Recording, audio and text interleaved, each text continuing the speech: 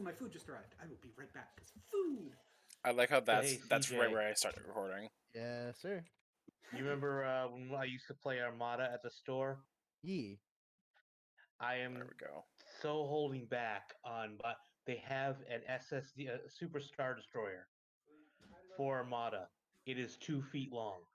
See, I want stuff like that because I want to get into playing the Star Wars tabletop RPG either as a player as or running it as a GM because you can easily take the Star Wars Legion models for your character miniatures and for like NPC fodder, as well as using the Armada ships to represent space combat.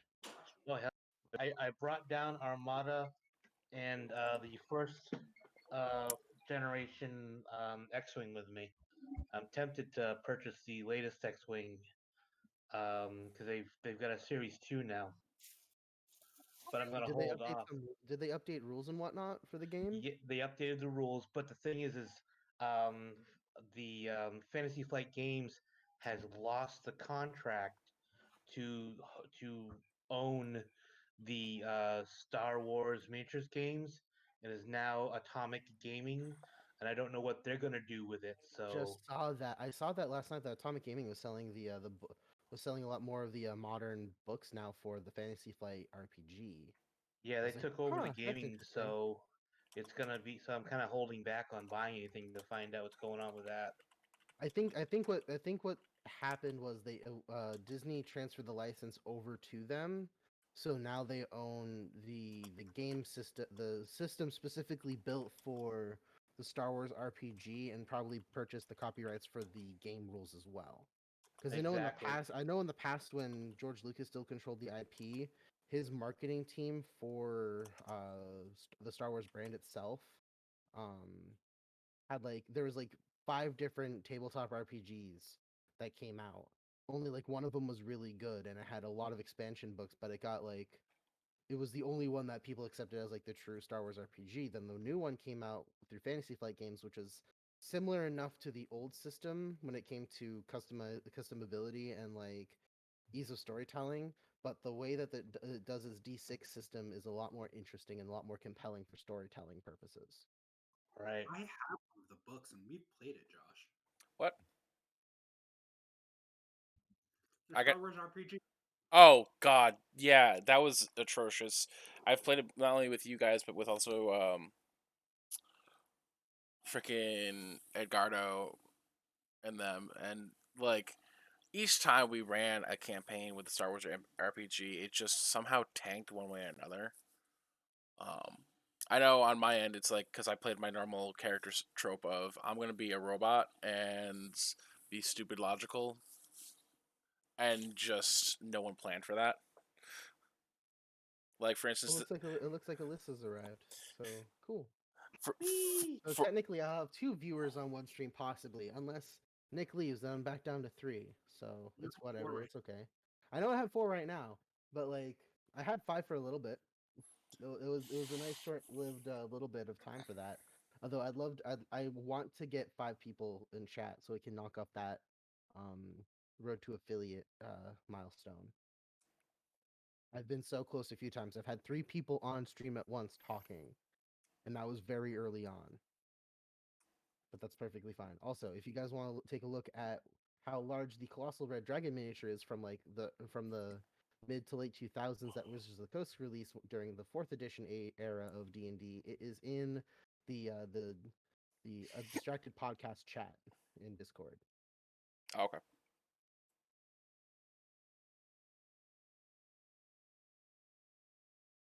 Let's see if I can Podcast. I never get distracted. pull it up on OBS here. So even though it's covering up everything right now, yeah. So this is for everyone who's watching the stream actively. I have the picture up right now. I have the blue one. So the blue one, the blue dragon, for people who don't follow miniatures and models and whatnot for tabletop games, that is the large blue dragon miniature from Pathfinder. Below that is a shadow dragon. Then besides that, to the left, there's an adult red dragon from the 3.5 to 4th edition run of miniatures for D&D. Then there's the adult black dragon in front of that. Then in front of those 4 dragons, I think that's supposed to be a wyvern miniature from 3.5, which is supposed to be like a medium-sized creature. Then there's a slime in front of that on a small miniature base. Then all behind all of those is the colossal red dragon miniature. That's the thing I'm waiting on picking up at some point in time. That's like my reach goal as someone who is a DM and collects miniatures for the purposes of using them actively. I want that fucking dragon. So as usual, I must ask the question, CJ. Yeah. Can I roll to have sex with it? No. I'm gonna do Was- it. Damn bards. For that, was it reincarnated in from like someone's past life? What are you talking about? It was an anime joke. That slime. Oh. I got reincarnated as a slime. Listen, no one I knows. got reincarnated as a vending machine. No one knows anime, Nick. No one. I do. Yeah, vending machine. They're in their Shh. second season on their decision. reincarnated as a slime.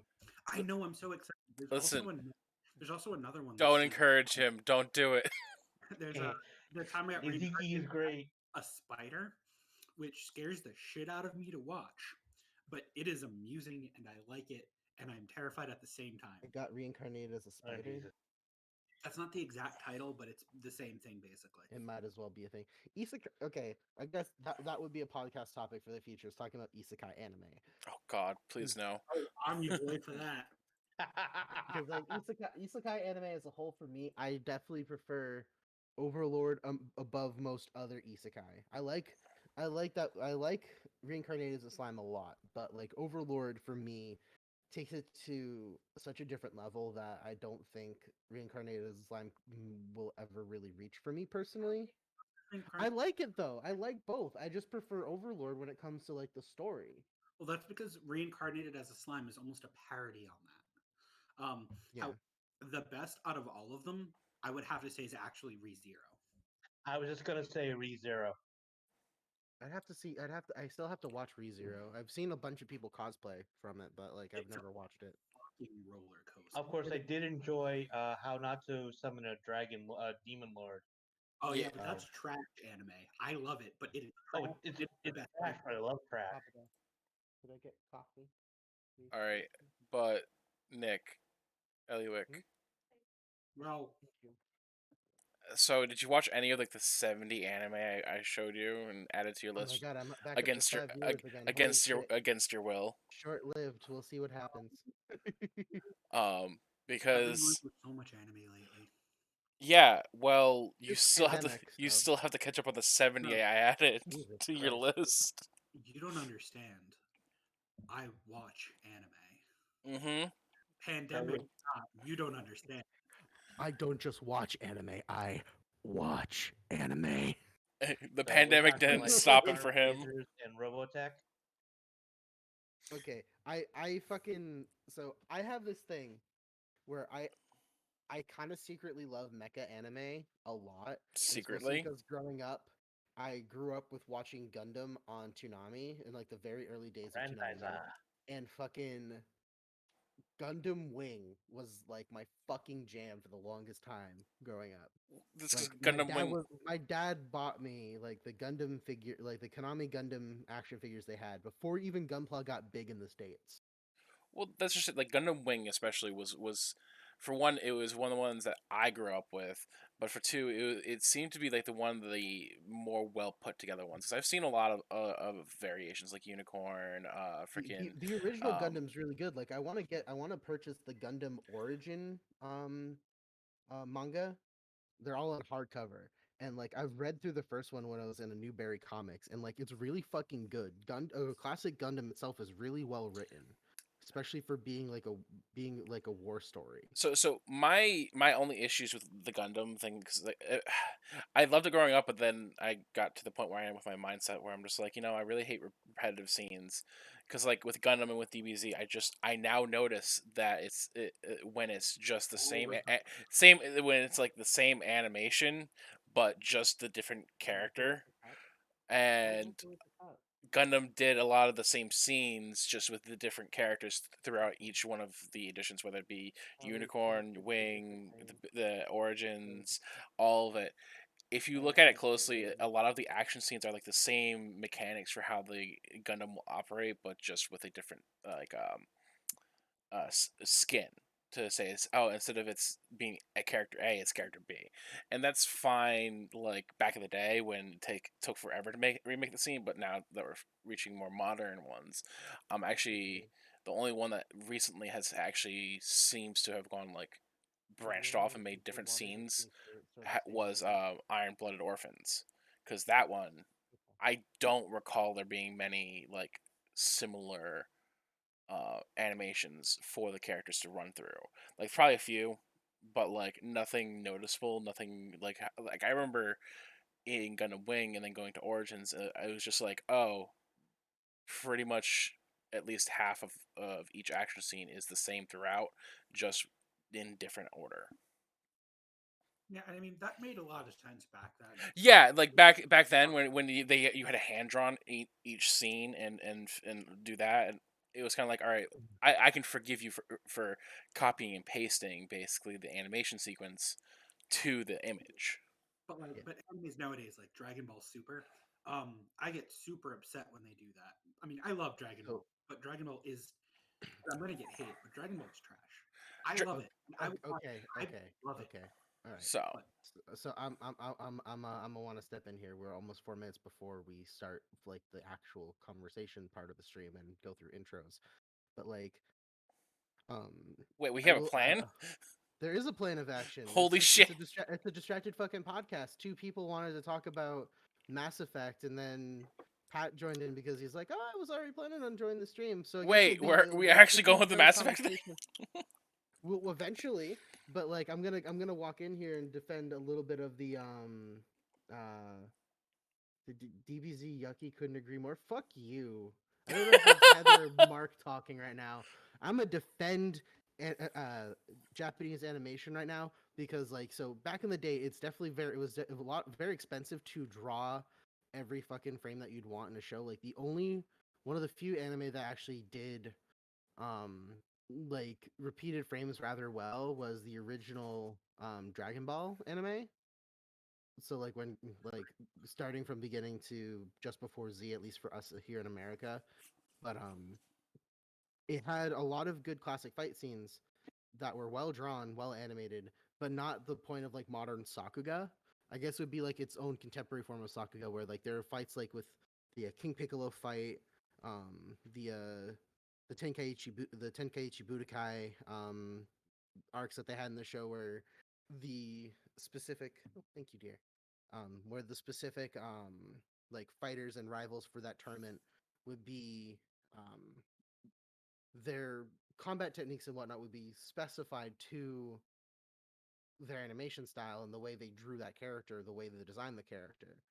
With something like Super, with modern production times and whatnot, and like we all know like reading up on like different articles of like art houses in Japan fucking working their animators to death and like trying to get and giving them really impossible deadlines.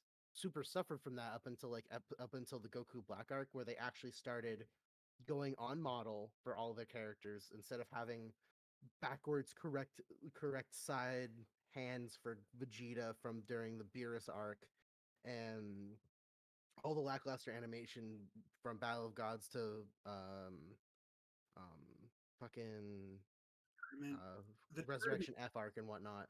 But Dragon Ball Super in and of itself, and like shonen anime as a whole, has the moniker of just having to reuse a lot of shit, especially animation or music cues and whatnot and themes, because it's like they're trying to put out an episode weekly. And this is like coming from a series that had a whole arc go for longer than it should have because fucking Toriyama took his sweet ass time drawing every detail in the manga for the Frieza fight. There's like at least 50 episodes of filler in the Frieza arc that almost all got cut during for Dragon Ball Z Kai. And I'm not going to deny that the animators have way more on their plates than they should, especially for the nowadays. shonen. For Boruto, what's current right now? One Piece is still current for some reason because I mean, One Piece is close to finishing. That actually has an end now, or like an end point. So Yeah, just it's 1,000 episodes later. yeah, but that kid, man, 12 episodes per Spirit Bomb is just too much. That's hyperbolic, and you know it. So I mean, they've done a lot better in recent times with Dragon Ball Super was a far cry from some of the stuff that they've done. Dragon Ball Z Dragon Ball Z in general. I feel like they had stuff that mattered in the beginning that Toriyama, and I think it's mostly Toriyama. Toriyama has ideas and then forgets all about them and says that they don't matter. So Like for the original Dragon Ball, it wasn't this, fantastical, almost this fantastical being that Dragon Ball Z ended up being. It was more based in, martial arts. Don't get me wrong, it kind of got stupid's not the right word, but you know what I mean. It got a little crazy, towards the end of it, and that was fine and that made sense. And then you go into Dragon Ball Z and you introduce Raditz. He's stronger than everyone else, fine. Frieza and Nappa, stronger than everyone else, fine. Power levels still kind of had a meeting. Get away from my sandwich, you stupid cat. And Ow! the problem that I ran into is power levels stopped meaning things. Characters like Launch just didn't exist anymore.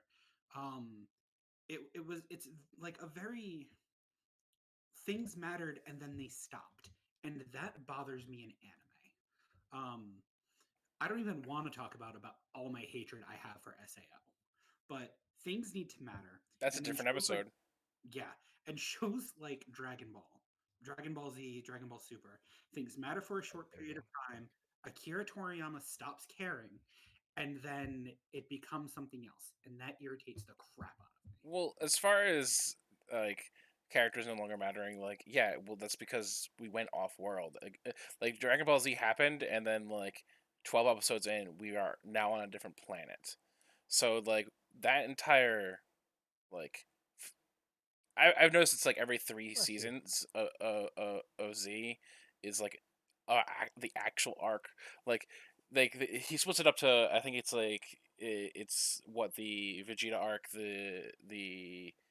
um the Frieza arc, the same yeah. There's like the 3 arcs each time. It's when Nappa shows up as an arc, when Vegeta shows up as an arc, and when Frieza shows up, it's an arc. But like realistically, that 3 right there is just can be all grouped into one. I'm a stop right there. We're distracted. So just to get into it, hi everybody, I'm CJ Scorches12, a distracted gamer, and welcome to a distracted podcast where we talk about random shit. Originally, this was supposed to be an episode about Prometheus, but since not everyone in the debate crew is available today, we decided just to do an episode, general talks. We might talk about Mass Effect. It depends, because right now I have to fucking defend Dragon Ball and like at least give what I know for knowledge about Dragon Ball's creation and Akira Toriyama's creation, art style and writing style. So, Dragon Ball started off as a parody of A Journey to the West. It was strictly a comedy anime. It was only when, after the Pilaf arc, that the manga and the anime itself became more of an adventure story, with going into the Red Ribbon Army. Then it became more about the martial arts when you got into the different tournament arcs that happened.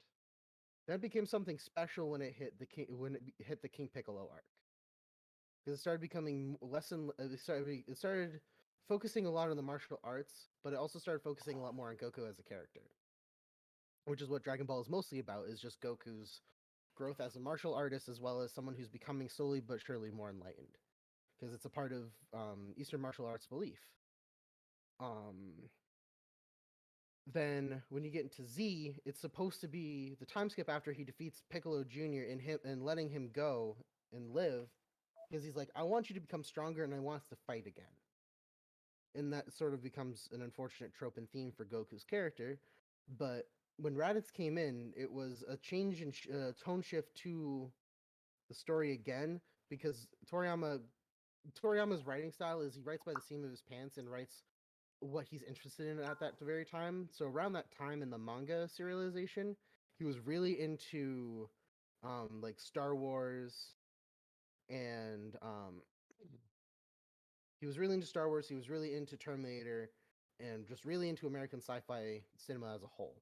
So what's the biggest twist that you write? Your main character is actually from a different planet. He's actually part of this warrior race, and this new villain we just introduced halfway through the series is his brother. It's short. It's very short-lived because I would have loved to see more Raditz and sort of characterizing Saiyan culture through him. But we do, as a result of Goku's death, see what the world is like without Goku for a little bit while he's in the other world, training to fight the Saiyans who are coming as a response of Raditz finding Earth. So when Nappa and Vegeta arrive, they're seen as a larger threat because they're seen as more powerful because they're extraterrestrial. These are things that are beyond the control of the Z Fighters and the warriors on Earth to be able to handle, which is why they have to wait for Goku. So when characters start dropping like fucking flies with Nappa alone, not even Vegeta fighting them, it's meant to emphasize the disparity in power and skill between those who are off-world and those who are on-world. But then when you get into the Frieza arc and the whole problem of power levels, the Frieza arc itself was a question and answer session for Toriyama about power levels, and the whole arc is basically making fun of power levels and calling them useless, because Frieza's forces heavily depend upon their scouters in determining power level, so that way they know how effective they will be as fighters. And you can see that like with the Frieza forces as well as with Vegeta, how much they depend upon their own power levels and comparing themselves to others as to whether or not they'll win. Also, hi Alyssa, welcome to a Distracted podcast. Glad you're watching. So by the time Goku fulfills an extraterrestrial prophecy about the Super Saiyan and defeats Frieza by the fucking skin of his teeth, by the way, because he still has fucking shit tons of power that he to his disposal. It's just his own hubris that kills him. You sort of see what is just what Frieza would assume is the ceiling of power, but in reality, Goku proves that power levels don't matter and that there's always something beyond what is considered the limit. Because Goku's whole character arc is trope is bursting through limits as a shonen hero, and like defying the odds despite what people say is impossible. And when you get into Dragon Ball Super, he's going from extraterrestrial threats to interuniversal and divine threats. Because the problem with shonen manga is that there's an escalation of power and an escalation of what is considered threatening, no matter what fucking shonen you read. If it's like Dragon Ball, it goes from Pilaf, and then we just ended with the the Broly movie, where we see somebody that is still super beyond what Goku considered the ceiling, and he's realizing now, like moving forward, like with the Moro arc that just happened in the Super manga, which I'm not going to get into because I haven't read all of it. That there's definitely more to his abilities as a Saiyan, as well as his abilities using God Ki that he can achieve and go beyond what he thought was the limit for himself. So like to sort of like take into context or take out of the context, like, oh, the show's just about power levels, it's just about power-ups, it's just about more powerful people. It's like, well, yeah, that's shonen. That's the whole trope. That you just nailed the head on the coffin. What you're complaining about isn't Dragon Ball, it's shonen manga. Because One Piece does it consistently, except they do it in a very entertaining fashion. I just don't keep track of it because there's just way too much shit for me to watch or read at this point. With Naruto, they went way too chosen one narrative for my liking. I still read to the end of Shippuden, and I just refuse to read or watch Boruto because I'm not interested. Bleach is like the most horrible offender of like abusing the shonen trope, just because Ichigo is hilariously overpowered and just unnecessarily so. It became less about the setting that you opened up with the first story arc for the Soul Society, for the Soul Reaper Society. It made it more about Ichigo being all these things and more, like every arc. Yeah. So I completely agree.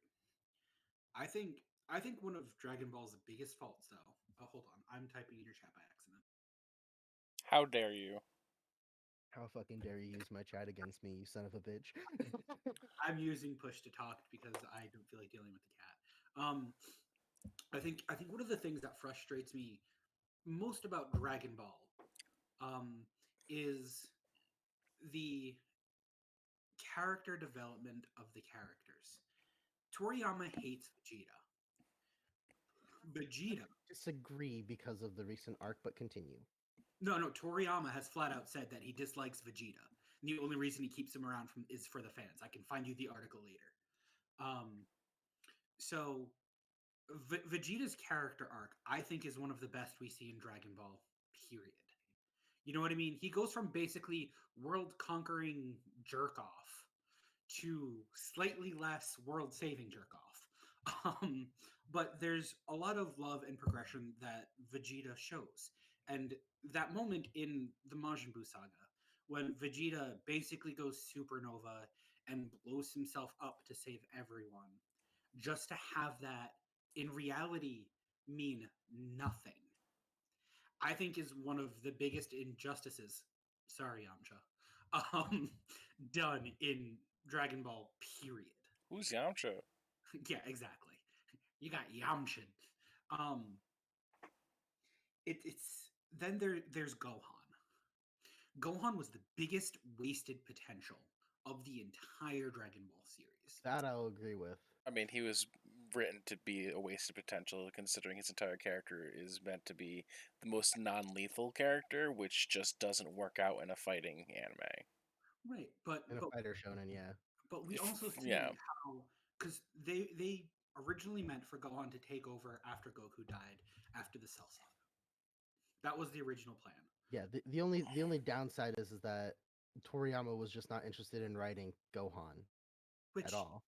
which- Because to be honest, like he was more comfortable writing Goku because that was a character that he understood because he had been with them for so long as a writer. So like, to try to go from Goku to Gohan being much more of a complex character than Goku ever was, and Vegeta being more complex than both of them combined, definitely kind of shows the comfortability that Toriyama has when it comes to just writing for Goku. The one thing I will say though is Toyotaro, the person um, who is currently doing a lot of the creative stuff in both the super manga and in the show for Toriyama, because Toriyama's only giving story notes and beats and doing character designs. He isn't doing a lot of active writing. Toyotaro's doing it now. Toyotaro is sort of like the Dave Filoni to Toriyama as Dave Filoni is to George Lucas, where Toyotaro understands how to develop these characters that people like Vegeta. Because in the Moro arc, Vegeta's character arc goes into his full redemption because he actively tries to save New Namek from Moro, trying to like trying to get forgiveness from the Namekians for what he did to them during the Frieza arc. So like Toyotaro understands Vegeta's character better than Toriyama because like Toriyama definitely doesn't like Vegeta, but Toyotaro understands Vegeta's necessity to the story, as well as like making him more interesting. The only downside is that we don't get any further arcs with Gohan, but I don't know if that's necessarily a loss because after everything that happened in the Buu arc, where he becomes Ultimate Gohan by getting powers from Old Kai or the Old Supreme Kai, like Toriyama just kind of wrote Gohan into a corner because he made him a bumbling idiot when he dropped the Batara earring. Like you go from I am Ultimate Gohan, I'm fighting the big threat on Earth right now to oops, Dad, I'm sorry, I got Butterfingers, I'm about to get eaten. Bye. Yeah, like less than a few episodes. I'm okay with Gohan not getting the Potara for just various reasons. I think it would be weird. Vegeta made more sense overall. They've just done Gohan dirty so many times. it's just more of like they should have cut that scene out entirely and just had him be defeated and then the two of them show up, because like this entire like character is kind of built up to be fairly accurate with his catching and all that, and even in intense situations he's never dropped anything before, and he's like, we literally see scenes of him like catching and throwing things that are smaller Yeah. with like So accuracy. So like there's no point for the scene.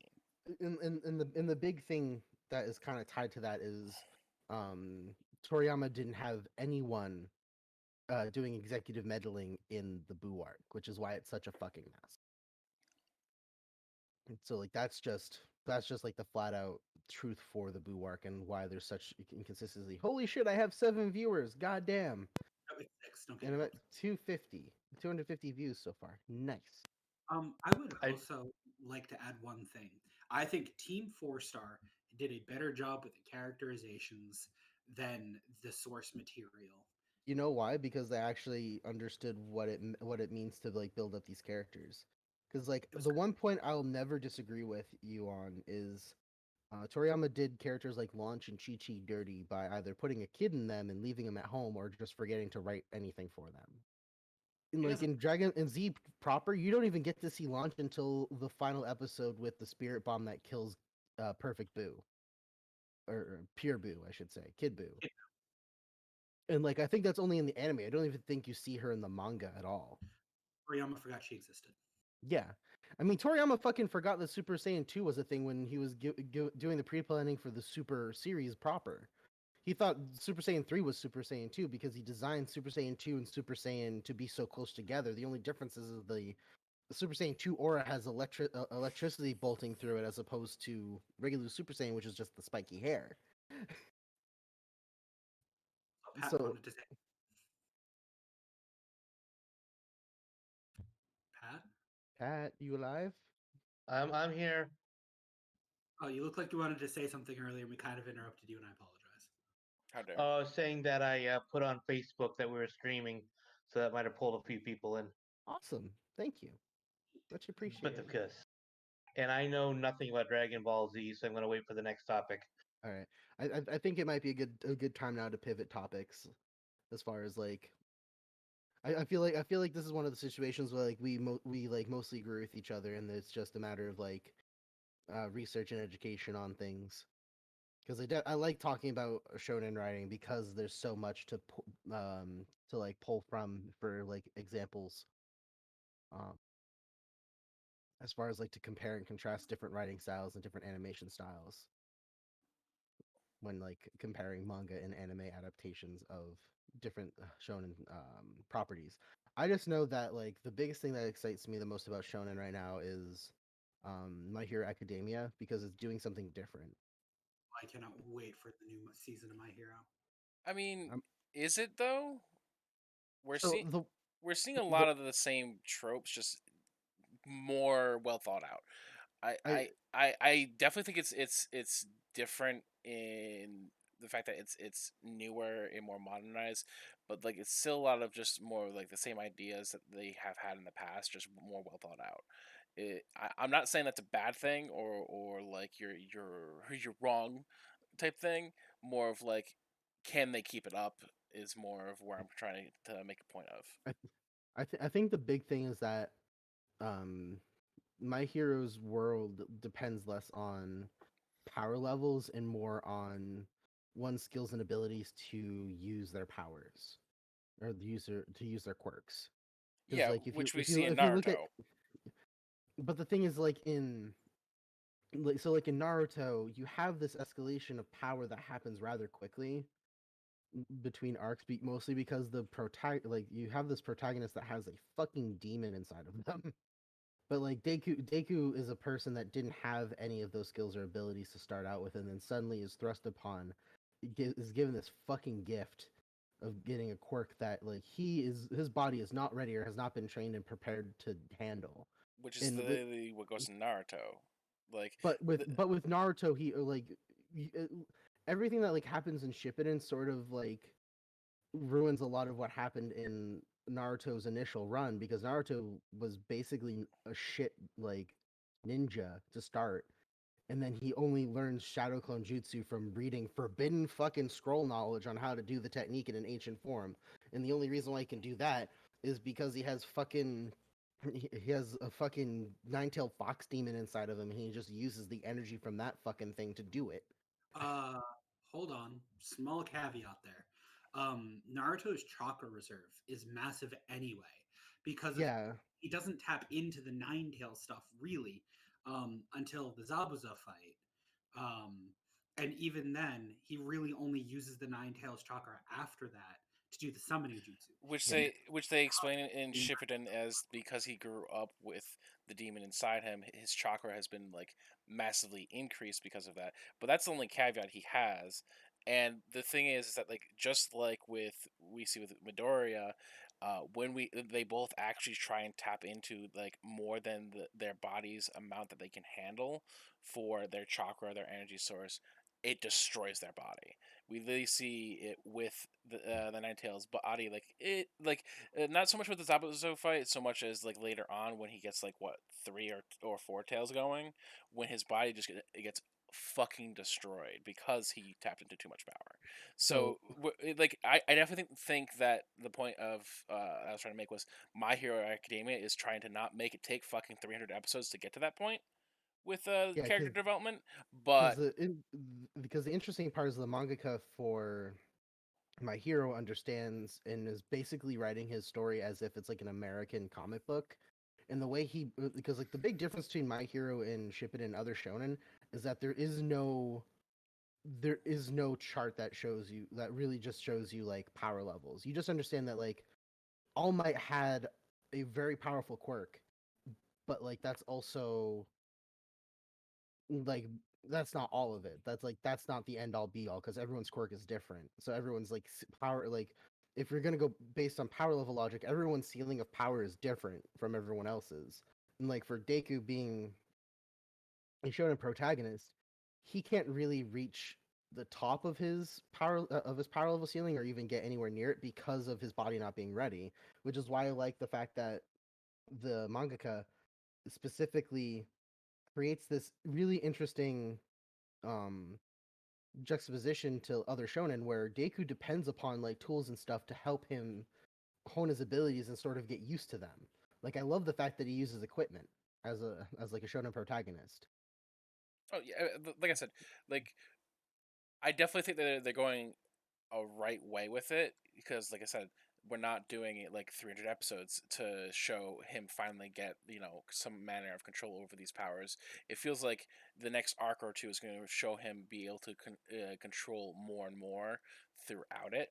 Like I think right Yeah. now he's able to stably control 10% of his total power, but we don't even know. I think he capped out at like 15%, but he I mean, tomato also with tomato. aid from someone else's quirk, he was able to tap into 120% a little bit, but not a lot. Yeah, it He was. only got into 100% with Airy.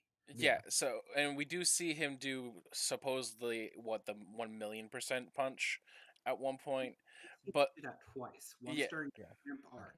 and Oh, actually, I sorry. think All right. So it's definitely Mark talking. So he said, "Hold on, going to defend Naruto real quick. The Ninetales only really starts to aid him at the very end of Shippuden, but until then, Kyuubi's actively weakening Naruto in order to escape the Uzumaki seal. But it also, but because of that, Naruto's natural chakra reserve is rather large because of trying to compensate for that weakness. And Mark did ask to try to keep it spoiler free as possible. I would So like to also point out as well, though, got you, boo. everything we're talking about for My Hero is already well over a year old. And as for Naruto, that shit ended 2 years ago. What are you talking about? 3. Boruto's still going? Yeah, You mean Naruto-san, the anime? Yeah. I didn't really watch Which that. honestly, a lot of people give it some shit.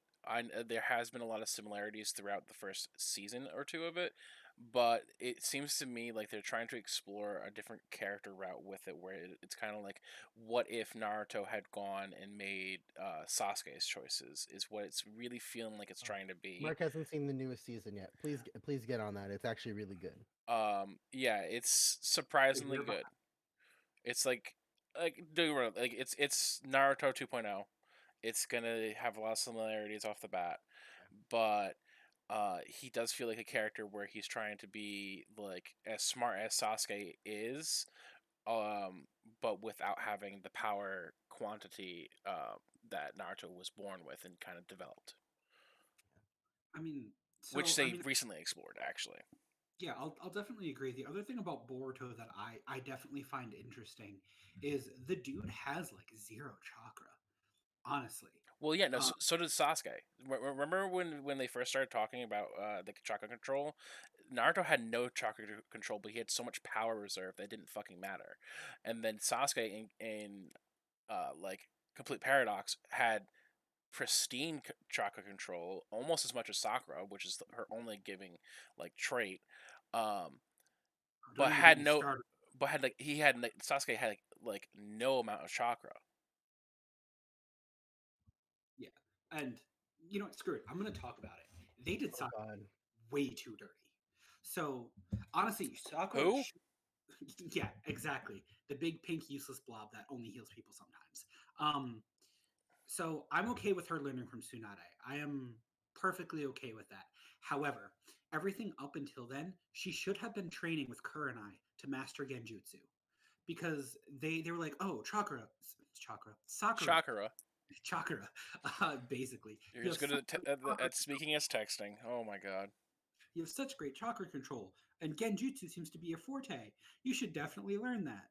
And then we're going to ignore that we ever said that and treat you like Tsunade 2.0, but less interesting. Well, so the reason why they did that is because they ended up focusing more on Sasuke's eyes, which is pseudo genjutsu, which kind of would make her like a secondary character.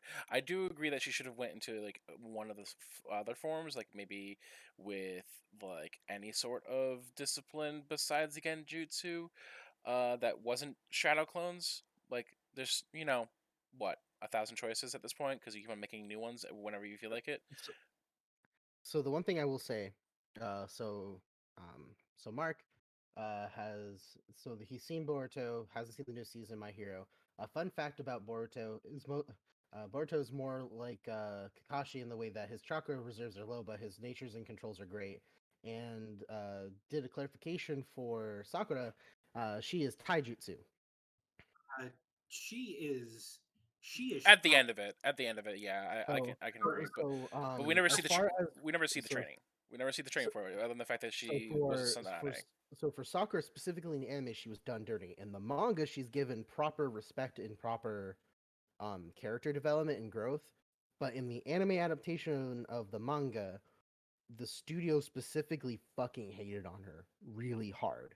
So if you really want anything to do with Naruto and Shippuden at all, read the manga, because Sakura's character is done better there than it is in the anime. Even in the original Japanese sub, like she's done as fucking dirty as she is here in America. It's fucking horrendous. Yeah, no, like as far as I'm concerned, with the anime, she's kind of just at the end of the day the one girl they chose to bedazzle. That's about it. Like she. Whereas in the manga, she actually is a formidable ninja, as well as just a hell of a fucking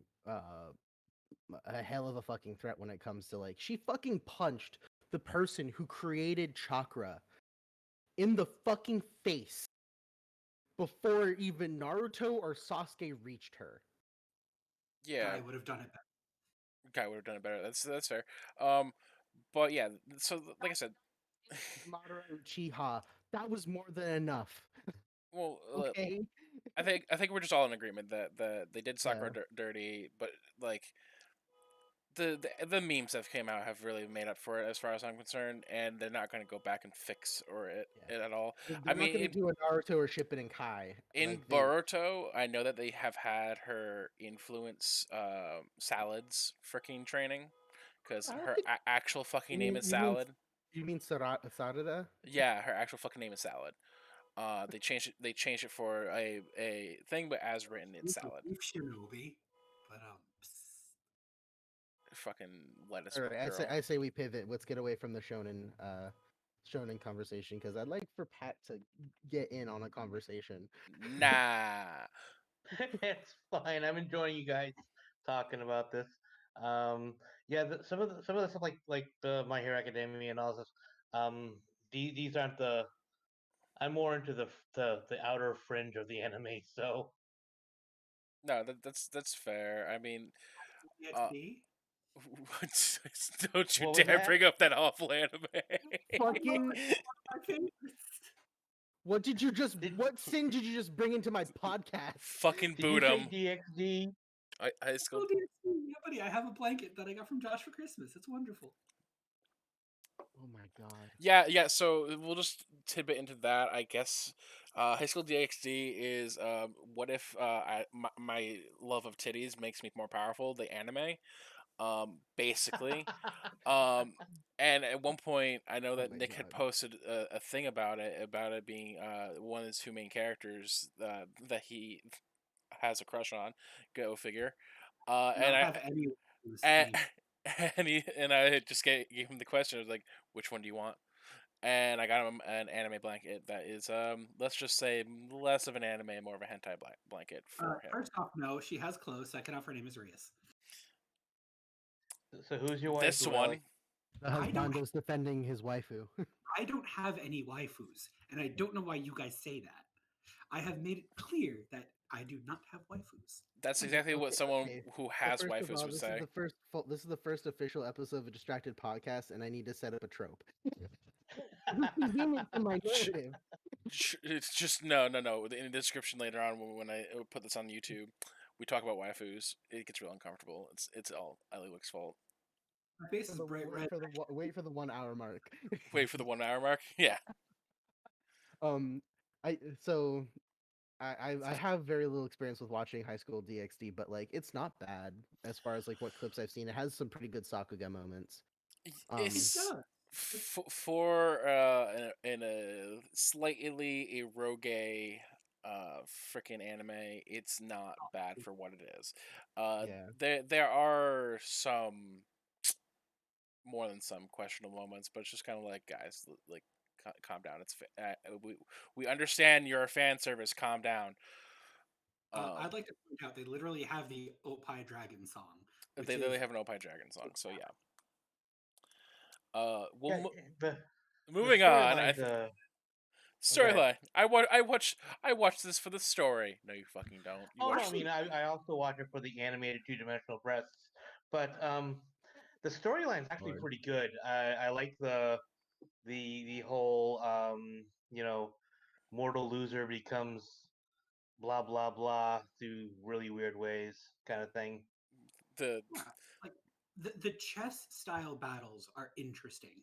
The power ups you get from them are interesting. It's just it's the etchy that really puts it over the top. I mean, Yeah. that's also a part of Japanese anime media to begin with, for the most part, especially stuff that is featured in prime time. yeah, but Like when that's definitely one big difference that's happened with anime of late. Like Super was in a different time slot than it was when Z was still in syndication. Like Z was a prime time slot in Japan, and then made prime time because it was on Toonami at night on Cartoon Network. So it was allowed to do blood, allowed to do some cursing, and allowed to do a lot of these really violent things. And kind of same with like Naruto later on with the post four kids dub era, especially within Shippuden. Then a lot with Bleach. One Piece did it post four kids era. Um, Talk about the four. as well. so you're making all good points, CJ. But when your best power that gives you like the inner eye thing is called booby lingual, that's where I kind of I'm not defending. that's where I kind of draw the line I'm right not there. defending the etchy nature of High School DxD. It's definitely playing to a very specific male-dominated crowd, which is why like I'm not actively talking about it. I feel like I'm being called out. I mean, it's just the nature of Japanese media. It's something I'm not being someone who isn't Oh no. from Japan and a native Japanese male. I can't speak on it as like an actual authority on it. I can only speak on it from what little gifs and memes I've seen. My It's definitely worth string worth a watch through, and it's one of the longer anime as well. Did my And string I think drop? they're doing another season, so that's kind of And that's after years that post the mangaka's death, right? Because they didn't make the second season because he died. Okay, my At stream least I'm didn't pretty drop. sure. Okay, we're good. no, That's weird. maybe I haven't read the manga honestly. I've just seen the show and been along for the wild, fantastic Oh ride. no, wait, no, I'm not High School DxD. I'm thinking about High School of the Dead. That's different. Okay. Yes, yeah, Yeah. that is High significant. School of the Dead, I think, is getting a second season. I That thought that one I haven't watched yet, but I do. It's on my list. It's it was still in I'll say honestly, for what it is, High School of the Dead wasn't a bad anime. It kind of feels like it's been a while since I've heard anything about it though. So it feels like it ended it in such a way that a second season could happen or couldn't happen. Like they could leave it as is, where they continue to basically wander, or they can just be like, "Hey, listen, this is where they ended up later on down the road." Googling it right now. Yeah, because they did that. They did it OVA, so where High School of the Dead did not yet get renewed for second season. yeah, Okay. so like I said, like they definitely made it so that way there's an ending. They made it OVA for it, so it's like there's an unofficial ending, unofficial type official. Hey, this is where they kind of ended up heading. I think that if they did continue it, it'd be nice to see, their plot lines meet up for second season, considering they had the main plot line and then they had like the side plot line with what's her face is with the teacher's friend at the island airship thing, Excuse me. airbase. So that'd be kind of cool to see them meet up and then things go wrong and then continue on. But like just at the point, like they at this point, there's no real continuation that they could have that hasn't been done. You know what I mean? Yeah. Yeah. Yeah. Let's see. I guess if we truly want to pivot and move away from anime now, I need to get away from the Sunrise Kingdom, a little bit One, more for this podcast. yeah, just one small thing. If you like the Oh zombie, god damn it! no. You tried so hard. Recommendation: if you like the zombie anime trope type thing, School Live is fantastic and worth a watch. Fucking trash. I liked it. It ruined me emotionally. You know, you liking it does not do anything for my opinion, right? Bad opinions, it's fine. Fucking Josh mic drop. There we go. Also, yeah, just go ahead and rewatch Citrus, Nick. First off, no. God, I know that. No. Oh my god, that's harsh. Bree read the entire. You read all of Citrus, right? Bree? You read all of Citrus, right? So, CJ, The it's manga. citrus that it's thinking of. It's orange. Orange is an anime. Or Orange. Oh, yeah, that was another good one. So the problem with Orange is some of the main characters' feelings are the same ones that I had when my mom passed. So Okay. kind of hearing, That's a too close to the chest there. For Yeah. me. yeah, I cried. For What about did everyone cry at the end of Angel Beats? Yes. And by yes, I mean no. Okay. I have no heart. Yeah, I'd All say right, the so end of Angel Beats was four fine. different corners of opinion there. Cool. It fits the picture that I have featured on Twitch. Ayo. All right. I mean, so Angel Beats was good, and I think it was good. We need to move away from anime. I was making a joke. It was just- Sports ball. Let's talk about sports ball. I have a foot and there's a ball. That's all I know about football. Mass Effect. Let's talk about Mass Effect. What's your favorite story in the Citadel? God damn it! Tell me what your Shepard did. I need to know. All right. Well, so my shepherd found a video online called Angel Beats, and we're back. No, no, no. Turns out Shepard really cried at the end of that too. I have many feelings on Mass Effect. Many. Yeah, that's why I'm like, I've heard them all. Let's just continue.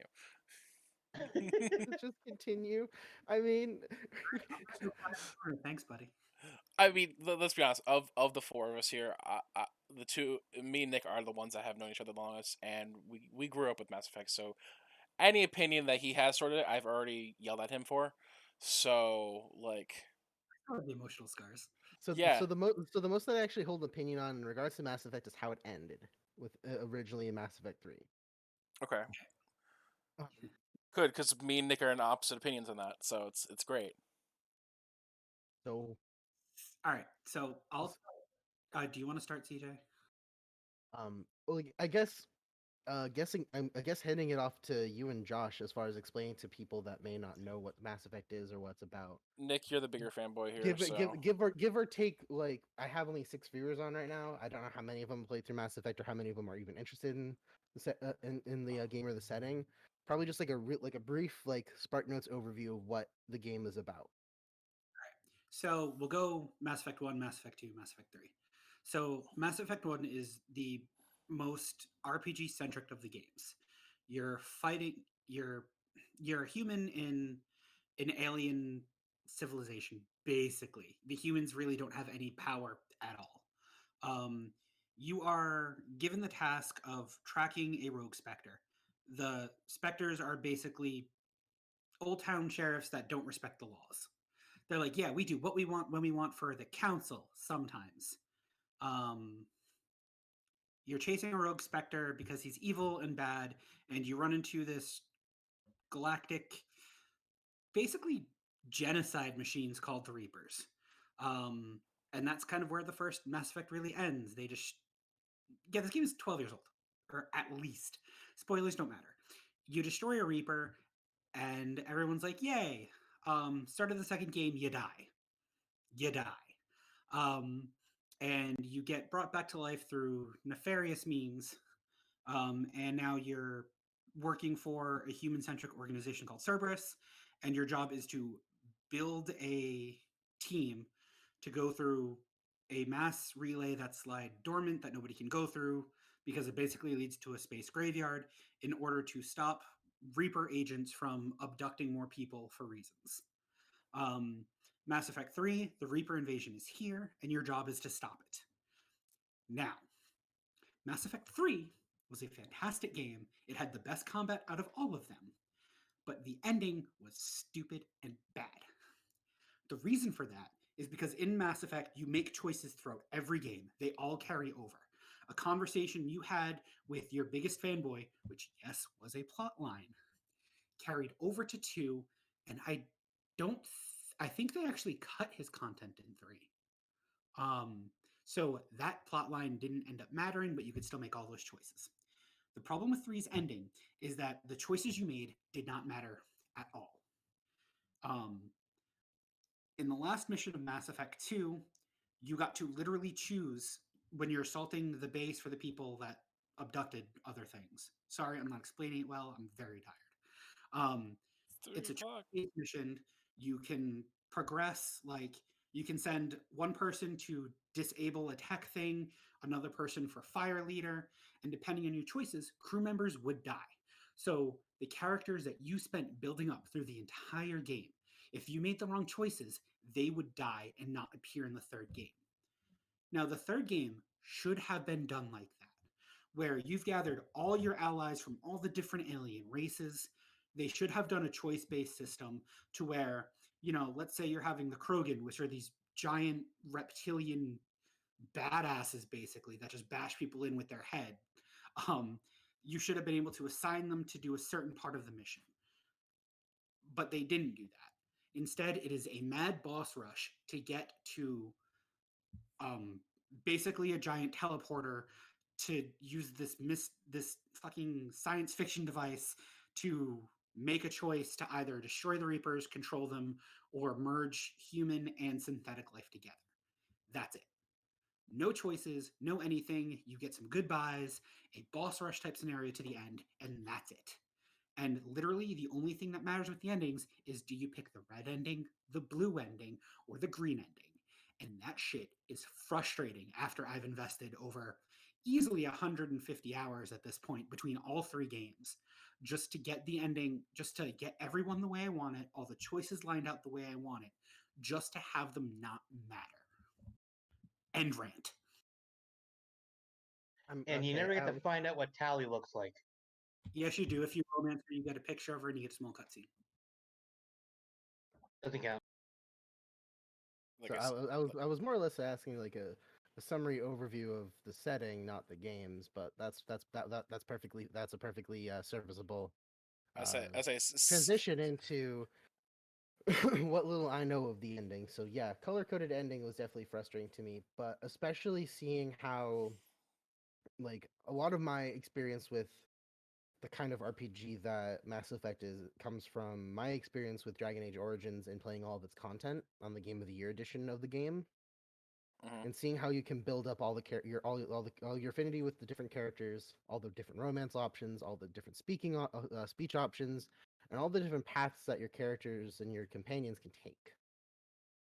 With all of that for 2 games for Mass Effect, you would think they would take into consideration exactly what like what is expected of the game for the fans as far as like, hey, we have 2 games where choices matter. What about the third game? Why do we make the choices matter?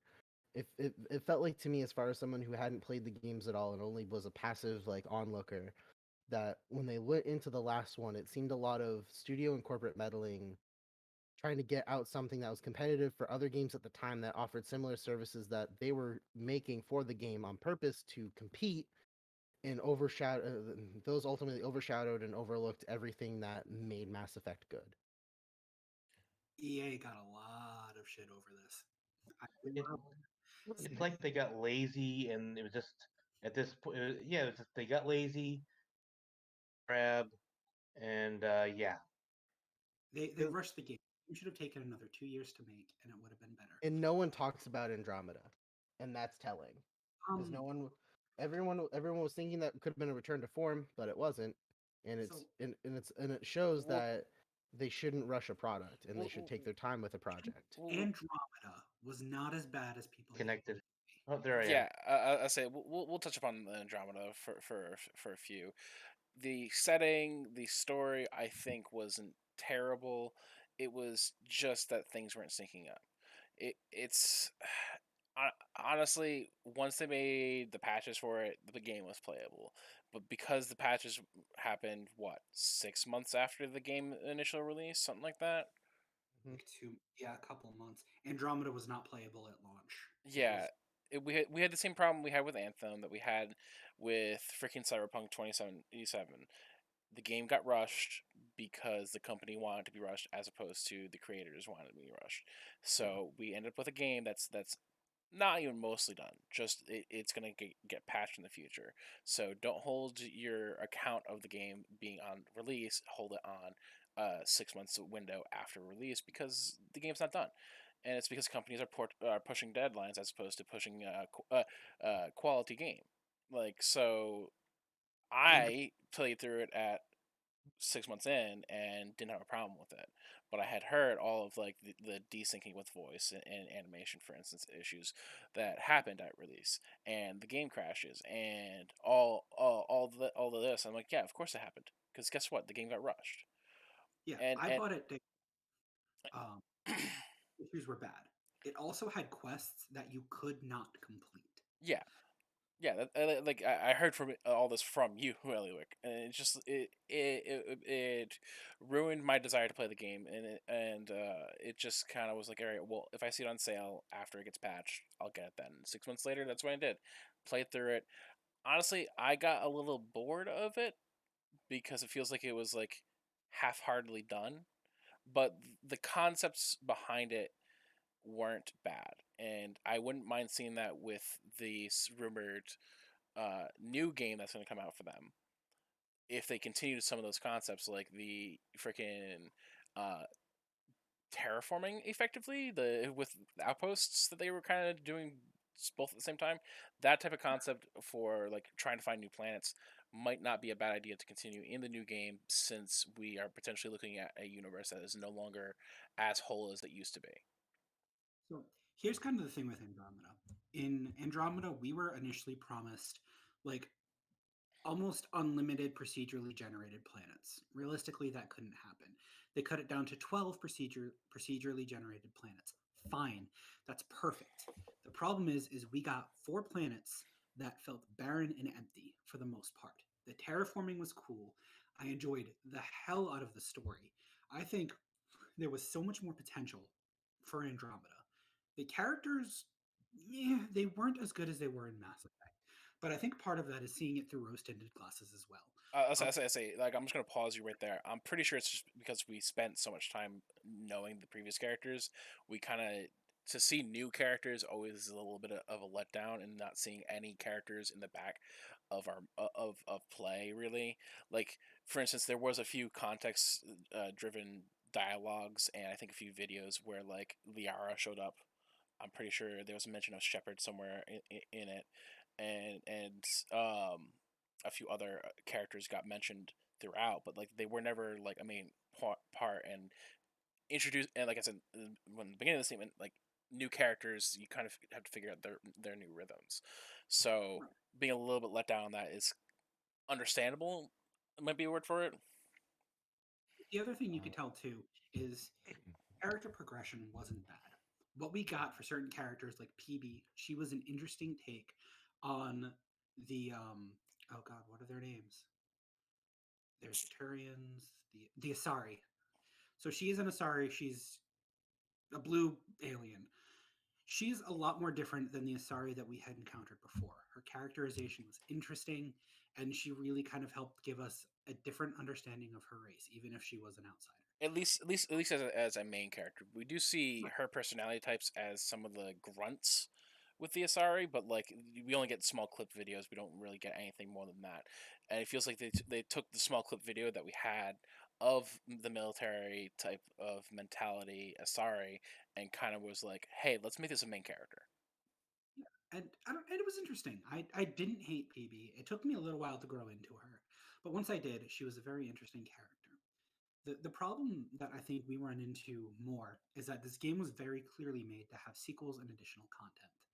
Due to the backlash of the fans, which was very deserved at the initial release because they didn't beta test the game. Yeah. There's no way in hell they did any real testing for this game before they released it. Um, Skyrim has less bugs than that game had on release, and that's saying something. Yeah. Leak gas. Skyrim has bugs. So to put in for a little bit, Dakuman did comment on the chat. On release, the game was broken, and when you promote a game for being a story-driven cinematic experience, and then when you get it, mouths don't move during dialogue, and vehicles fall through the floor. And oh my goodness, I got so frustrated by that game. My goodness. I think I definitely I feel like Andromeda is more or less like a really good baseline example of a problem with like the games industry as a whole, as far as like to get a little bit of a topic that I think Pat could probably tag in on, is a lot of video games nowadays, as far as AAA titles, are released woefully unfinished, or they are rushed purposely to make a profit, or due to expectation being so high for the product that once it's eventually released, like especially in the sense for Cyberpunk 2077, that it is ultimately a flop on release because of certain expectations that limit the game's production. So Right. like in the instance of like Andromeda, from what I could tell, like Mass Effect 3 was definitely an example of EA resting on their laurels and not letting the creative minds for the Mass Effect games create a consistent and um worthy conclusion to a trilogy that they may have wanted, but more or less trying to compete in the early days of live service games. Andromeda definitely tried to continue that fight, but it failed because it was woefully unfinished and not prepared for the gaming market that it was going into with people who were already against EA and their practices as far as being a business.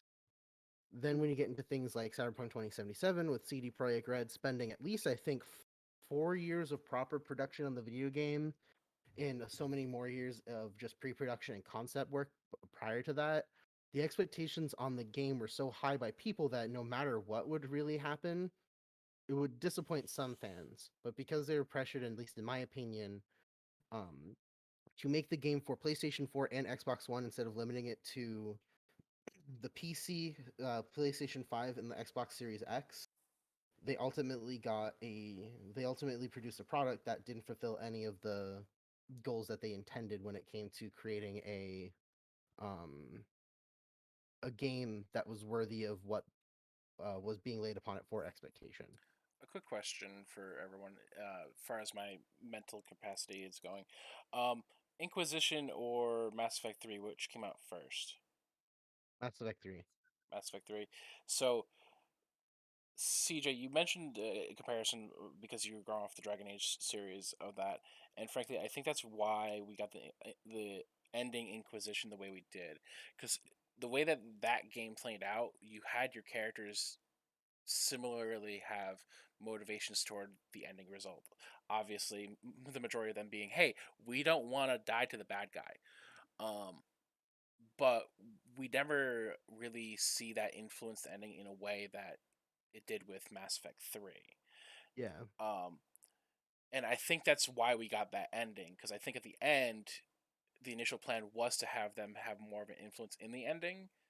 And then we got the final boss battle, because we saw, because EA saw the backlash from Mass Effect 3, and we're just like, yeah, let's just make it a simple boss ending that your characters help build up to it, in the sense of you get to unlock the Paragon Path and some special items occasionally, Yeah. but we don't see them ever have like, hey, let's do like a thing where, like, if you do this type of pathing, you get like the X, Y, and Z characters do a like suicidal charge or whatever at some point during the final battle, which, Yeah. again, I think that was for their benefit, because it's what made the Inquisition ending actually viable and worthwhile. And frankly, with the leading into Dragon Age 4, it wouldn't make much sense to have an ending where we had, characters die. Yeah. There's And one I more will thing. be right back. All right, there's one more thing too that I would like to add about Mass Effect. If I can stop putting tildes in your chat. Okay. Sorry, I clicked off to respond to Mark about something. Yeah, I Um, saw. Mass Effect 3, when it was announced, it had multiplayer. I was one of the biggest fanboys that was pissed off by that. Mass Effect for me had always been a single player game.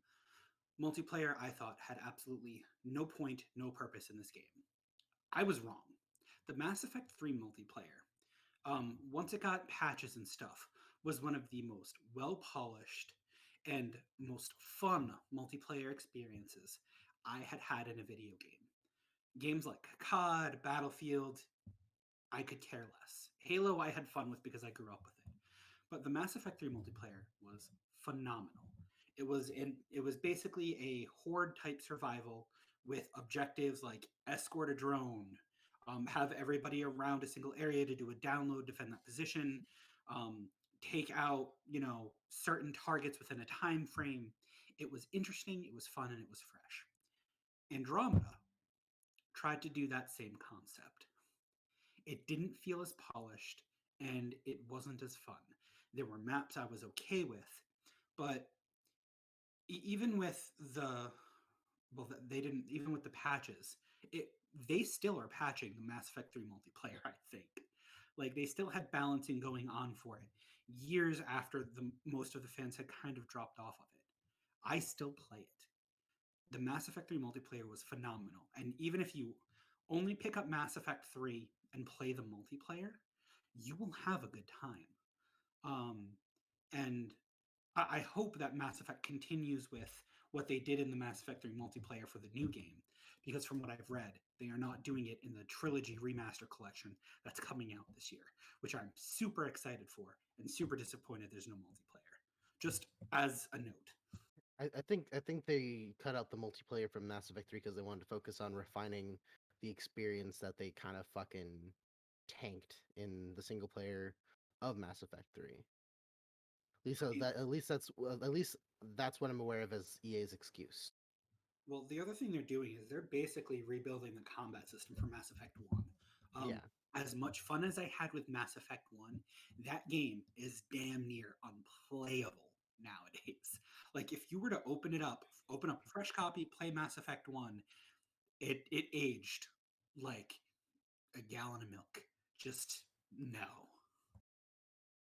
I mean, that kind of goes for like a lot of games. Like if you would go back and play Morrowind, people would be like, "This is not fucking functional gameplay." But if you understand the game's design around the combat system, like The if the combat system matches the sort of gameplay and experience that you are expected to have playing the game, it fits for that. But if you're gonna compare it to stuff that's expected with modern modern gaming values as far as what you expect out of a certain experience, then probably yeah. Well, the problem is Mass Effect 1, the gameplay in it was dated even when it came out. That was the problem. What carried Mass Effect 1 was the story and the characters. Um, so as far as gameplay goes, in Mass Effect 1, it's literally here's an assault rifle. You only need powers to unlock chests. Nothing else matters. Mass Effect 2 required more strategic choices with powers, especially on the higher difficulties. Um, yeah. Oh, and as Mark pointed out, Mass Effect. Well, we didn't have ammo in Mass Effect 1. Mass Effect 1 was even more futuristic because it had unlimited ammo. Your guns would just overheat and reset. Mass Effect 2 changed it to basically energy cells in your weapons, where you get X amount of shots and you need to grab more energy cells as basically just a reload mechanic. Mass Effect 3 did the same thing as 2, however, they did have a gun you could get with DLC, which I paid for because the DLC was fantastic for Mass Effect 3, um, where they actually had that old gun from the first game. Um, but gameplay wise, Mass Effect 1 is unplayable. It's literally just assault rifle, plow your way through, and that's it. Mass Effect 2 required more strategic choices, and Mass Effect 3 had terrifying enemies. There was something called a Banshee, which was literally just like an Asari transformed into death, where it would scream, teleport like towards you, and if it grabbed you, it's an instant kill. That's it. And that shit is terrifying when you first encounter it. Yeah, I mean, so it definitely sounds like a it sounds like more like a lot more like design choices in comparison to like what should be in a game and what should be considered standard for a series. Because like I know for like for me, sort of going to a different EA property, which was also as disappointing on release as it was for any other title. Battlefront 2. Uh, it is better now. I know it's better now. I've played it now. It's a lot better, but I still am going to hold it against EA for fucking up a Star Wars game twice in a row. Didn't they have a go against them from Battlefront 2 because it was too much like gambling? Well, yeah, because they had the loot box system that they introduced. So I got the first Battlefront game. So I got the really old Battlefront game on the Xbox when I was really young. I had the fucking grand of a time with that game. Battlefront 2 comes out. Excellent game. It has a story campaign. It's all based from the trooper's perspective. No need for any sort of grand narrative or whatnot. You're just experiencing missions from the Clone Wars through to the rise of the Empire with the 501st into Vader's Fist. Um, the EA Battlefront comes out. Only a multiplayer experience. Ultimately a downgrade because we got a story-driven campaign that wasn't so much character-driven. It was just experiencing the grunt side of things on the ground or in space as a pilot. And the game came out with none of that and only a multiplayer experience that was barely passable. Didn't And even like give it possible. it was only passable for me because I enjoyed the infantry combat. The flight mechanics and whatnot were still unpolished and need a little bit more a little bit more change in some patches to help with balancing. Also, making um, space combat more palpable and more like space combat and less like just regular dogfighting. Battlefront on the PS2 had space fighting right, which is Mhm. weird. They couldn't get it right in this game. And it's because, and I think it's because um, it was ultimately I think Battlefront was ultimately an ad for Frostbite's update to the Frostbite 2 engine, and that's it. Instead of it actually being a viable like a viable game by itself. All flair, And no substance. yeah, it's basically it's just a fucking Roman candle is all it is. It's fun for a little bit and then it's not once it's burnt out. Which is disappointing because honestly, the games are gorgeous. And then Battlefront 2 comes out with a campaign that's lackluster, kind of not written very well except for one level, and it lacks all the substance and all the flair on release that the previous two titles had. That being said, now after the loot box controversy, them taking out those features and adding more unlock features and rebalancing the gameplay to a decent degree, it's a passable game, but it's definitely not what should be considered a Battlefront game, in my opinion, still.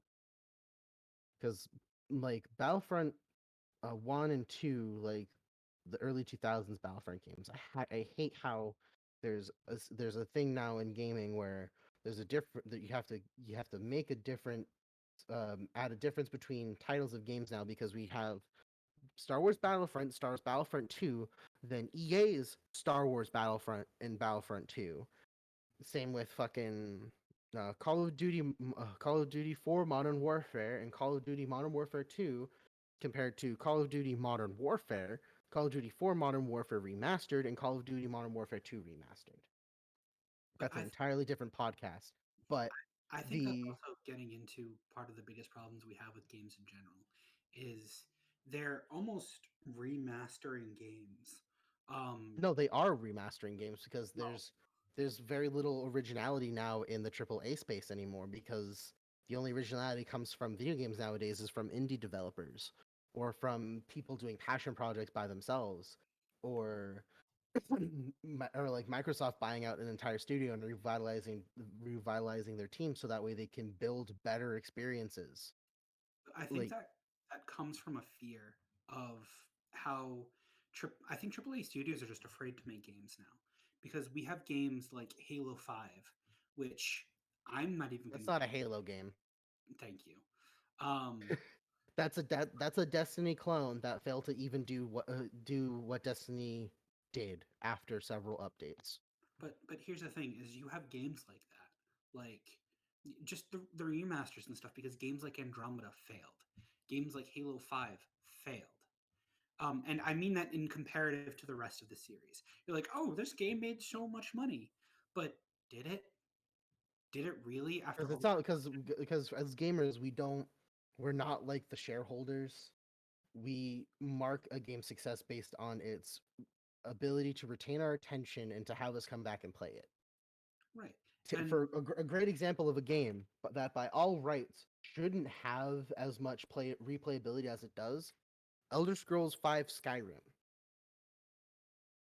Game on right, release had some bugs. It wasn't game breaking, but they were noticeable. It was the beginning of Bethesda's bug fair. yeah, but if a Bethesda game doesn't have bugs, then it's not made correctly. Well, no. I would argue that because it has bugs, it shows a fear that Todd Howard has because of anxiety and trauma experienced by Bethesda when they had two failed Elder Scrolls titles between Daggerfall and Morrowind that almost killed the company into making shovelware.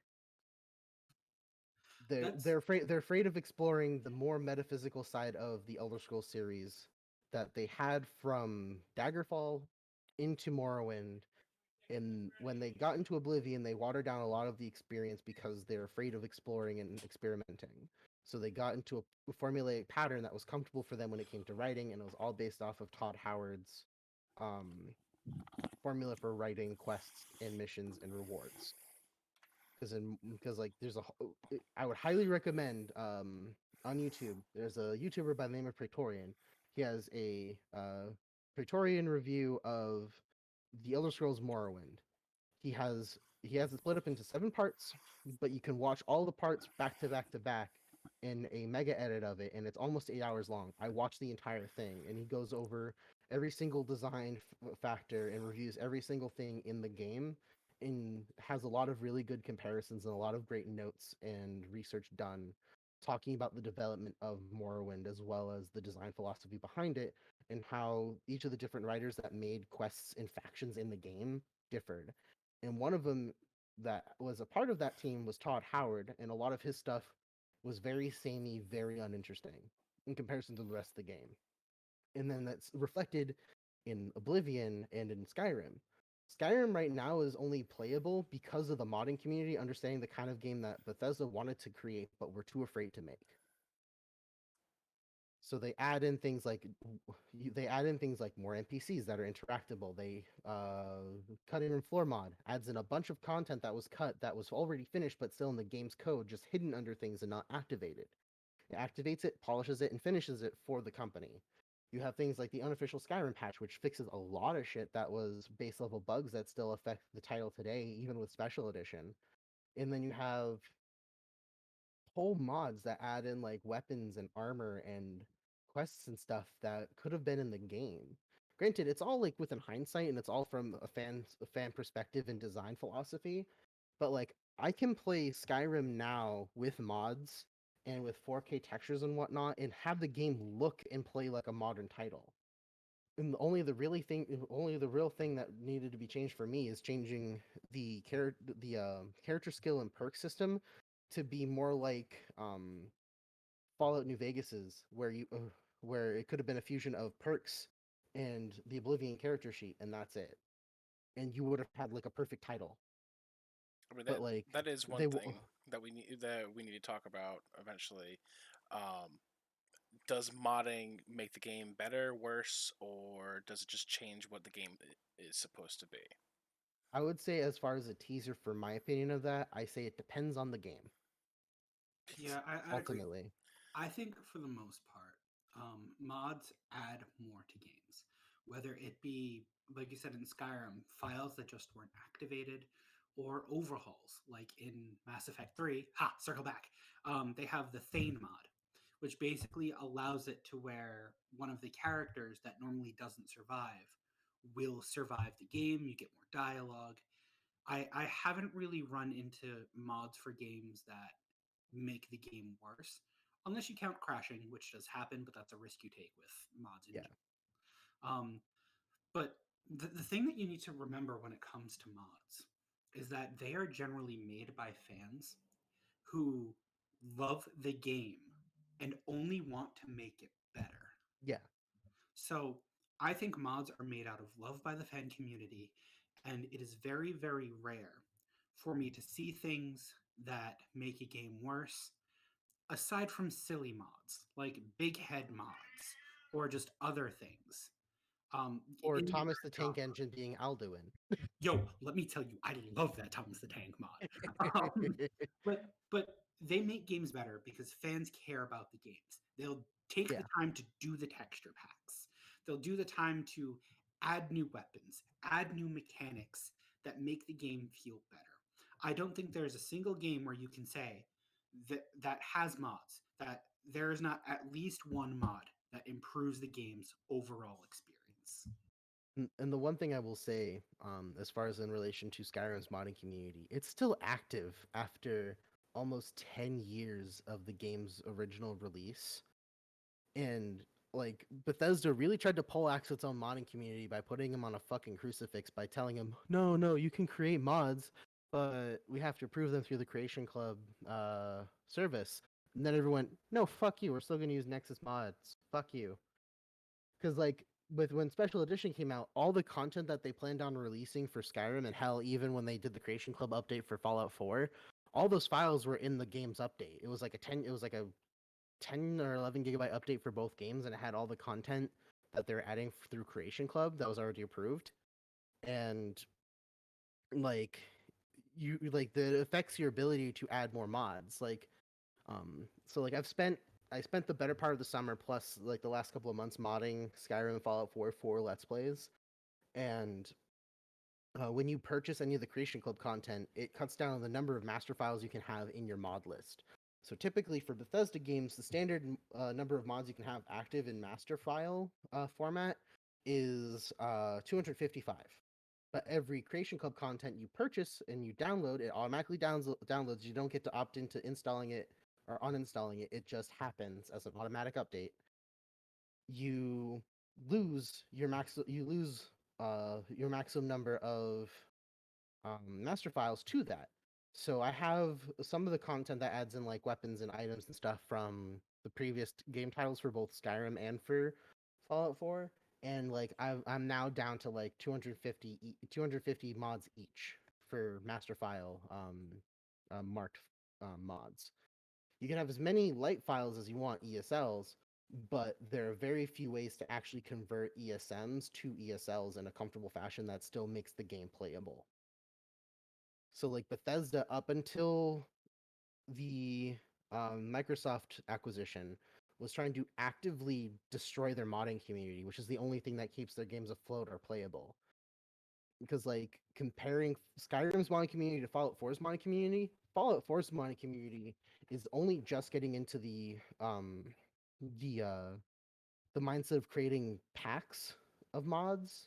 So in Skyrim, very early on, you got a lot of mods like immersive weapons, immersive armors, immersive music, which added in a shit ton of weapons and a shit ton of armor and a shit ton of music to the game in one go. So like you could get like say 2 GB worth of armor and weapons and music, all in between 3 different mod packs that are ESMs. But instead of each I'm counting as its own ESM or ESL, they're in a single package. So you get like 2 games worth of content in a 2 GB package that's only 3 files. And that's it. Fallout 4, on the other hand, a lot of their weapons and stuff, a lot of their weapon mods and armor mods are ESL files, so they're lightweight. But any of the mods that are really worth a damn to make the game more playable, more balanced, and more populated are all ESMs. They've got yet to get to the point where they have large mod packs that add in all this content in one go to decrease the number of mods that you have on your overall mod list. Because I know for Fallout 4, I am very close to that 250 mark. And I don't want to mod it any further before starting a Let's Play of it, because I'm afraid of reaching the point of no return. Because it'll get to a point where like I have a mod right now called Sim Settlement 2, which is a sequel to Sim Settlement, which takes the settlement building system out of your hands and it makes it automatic like SimCity. So you can assign settlers to building plots and whatnot, and they'll build the assigned building that you assign to that plot.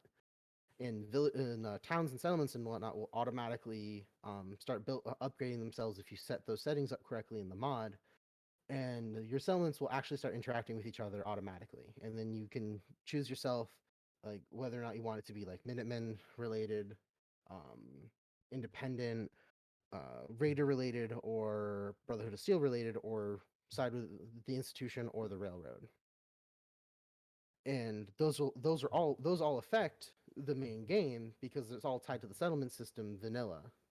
Just Sim Settlement does it in a way that sort of backdoors and puts all that shitty unfinished mess away and does it in a more refined package.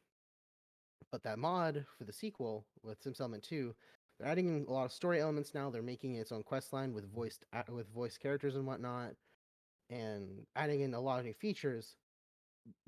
But as of right now, as a mod, it's not stable. It's great content. I'd love to play it, but I don't want to add more of it because it's not to a point like a lot of these other mods where it's at a stable, compatible state to be used. Which is kind of a big thing big risk you take when modding is that some mods won't be compatible. Hell, I've been trying to learn how to modify some of the mods that I have for personal mod packs so I can add more mods as well as to edit some things that are incompatible with each other, just so that way it can keep some elements of some mods with others. It's kind of really difficult to teach that to yourself. So the short version is mods are stupid and complicated, and files are also stupid and complicated. Well, it's the game design from Bethesda up until the acquisition was purposely poleaxing the modding community and trying to prevent them from making content free. They wanted them to. Bethesda wanted to take the followership and loyalty that modders get and like the patronage they get through Nexus and try to monetize that through Creation Club. Some people fell for it. Some people got hired by Bethesda and created content. Like Hearthfire expansion from Skyrim is similar is exactly a mod is exactly a mod that came out for Skyrim like a few months after its initial release, and they hired that person on to create the content, and they got hired by Bethesda. But for everything else that they did with Creation Club, they didn't want to hire the people that they made content that they ripped, in some cases, ripped 3D models from directly. So they're in breach of copyright to other people's artwork, as well as ripping code from some mods just outright, and they got in trouble for that. So like, there's a big thing now, sort of going into Elder Scrolls 6 in my mind. What are they going to do? What is Microsoft going to do for the modding community? And do they even understand that Bethesda's games have a modding community? And how they're going to interact with that? Because like the only success story I've seen right now from any Microsoft acquisition, in my opinion, is Minecraft. Because Minecraft still it has support. It's expanded its player base by a fuckload, more so already than it had before when it was released and still under Notch's control. And the game is doing better now than it ever really could be within an independent studio control. And I think it's mostly because Microsoft understands software more so than hardware. And that's always just been the way it is since the 90s. And I think Microsoft's acquisition of Obsidian and then Bethesda is ultimately going to save both Fallout and Elder Scrolls in the long run. It's going to save a lot of growing pains and a lot of controversy, because I think they understand what people expect out of the software itself and understand the fan base well enough, especially after the backlash they got with 343's fuck up with Halo 5 Guardians, of like what they should do. I still think stuff with Halo Infinite's kind of iffy, but we don't know enough about the game and haven't seen enough of it to fully understand what they're doing. I think they're just throwing a bunch of shit at the wall and seeing what sticks with the fans and what people are backlashing on. I mean, I'm excited for Destiny 3. I mean, Halo 6. I mean, that's sort of the problem, isn't it? Like, Halo 5 was a Destiny clone. Halo Infinite sort of sounds like a live service fucking mess. And like, I don't think Master Chief was ever designed as a character, or even Halo as a franchise was ever designed for an open world concept game. So I'm interested to play it with friends. However, I can already guarantee you the servers are not going to be stable for the first several weeks. They are going to crash, they're going to crash hard, and as a result, the sales aren't going to be anywhere near what they expected. I think that's mostly because of the burn that happened to the fan base with Halo 5. Hell, even Halo 4 kind of burned me a little bit. Yeah, Halo 4 wasn't that great, and Halo 5 was just leftover chicken that shouldn't have been reheated that makes you sick the next day. Yeah. Because like Halo 4 to me, the big thing that kind of burned me about 343's era so far has been the change in art direction, as well as the change in design. So like my favorite overall game design so far for in the Halo franchise as a whole has been a mix of Halo 3 ODST and Halo Reach. I really like what they did with the art direction in Halo Reach. And I liked where its story went because it was ultimately the end form of what Halo 3 ODST introduced in its campaign. So, Halo ODST was a phenomenal game. I had so much fun with it. However, I had more fun with Halo 3, but that is only because of the multiplayer. And I've shared this story before, but with Josh, myself, and another friend, where we would literally have to hardwire it into my computer while we were in my kitchen. and just play online that way. Mhm. It was just like, I guess when you're a kid, there are things that don't matter to you. You know what I mean? It's like, for instance, Fortnite is a perfect example of this. I will not touch Fortnite only because I'm not big on that kind of game. Also, a However, game that isn't marketed towards us. however, if I was a 12 or 14-year-old, I would be all up in that shiz. Yeah, Um, but it's harder playing games as an adult because of how critical we are of things. Like, we now actually have to put in our money towards these games ourselves instead of our parents buying them. not even just that. Like, I I'm not a big fan of The Forest, which you guys love. And it's not that there's anything wrong with the game itself. It's I just don't have as much fun with it. I think especially at where I'm at with games in general.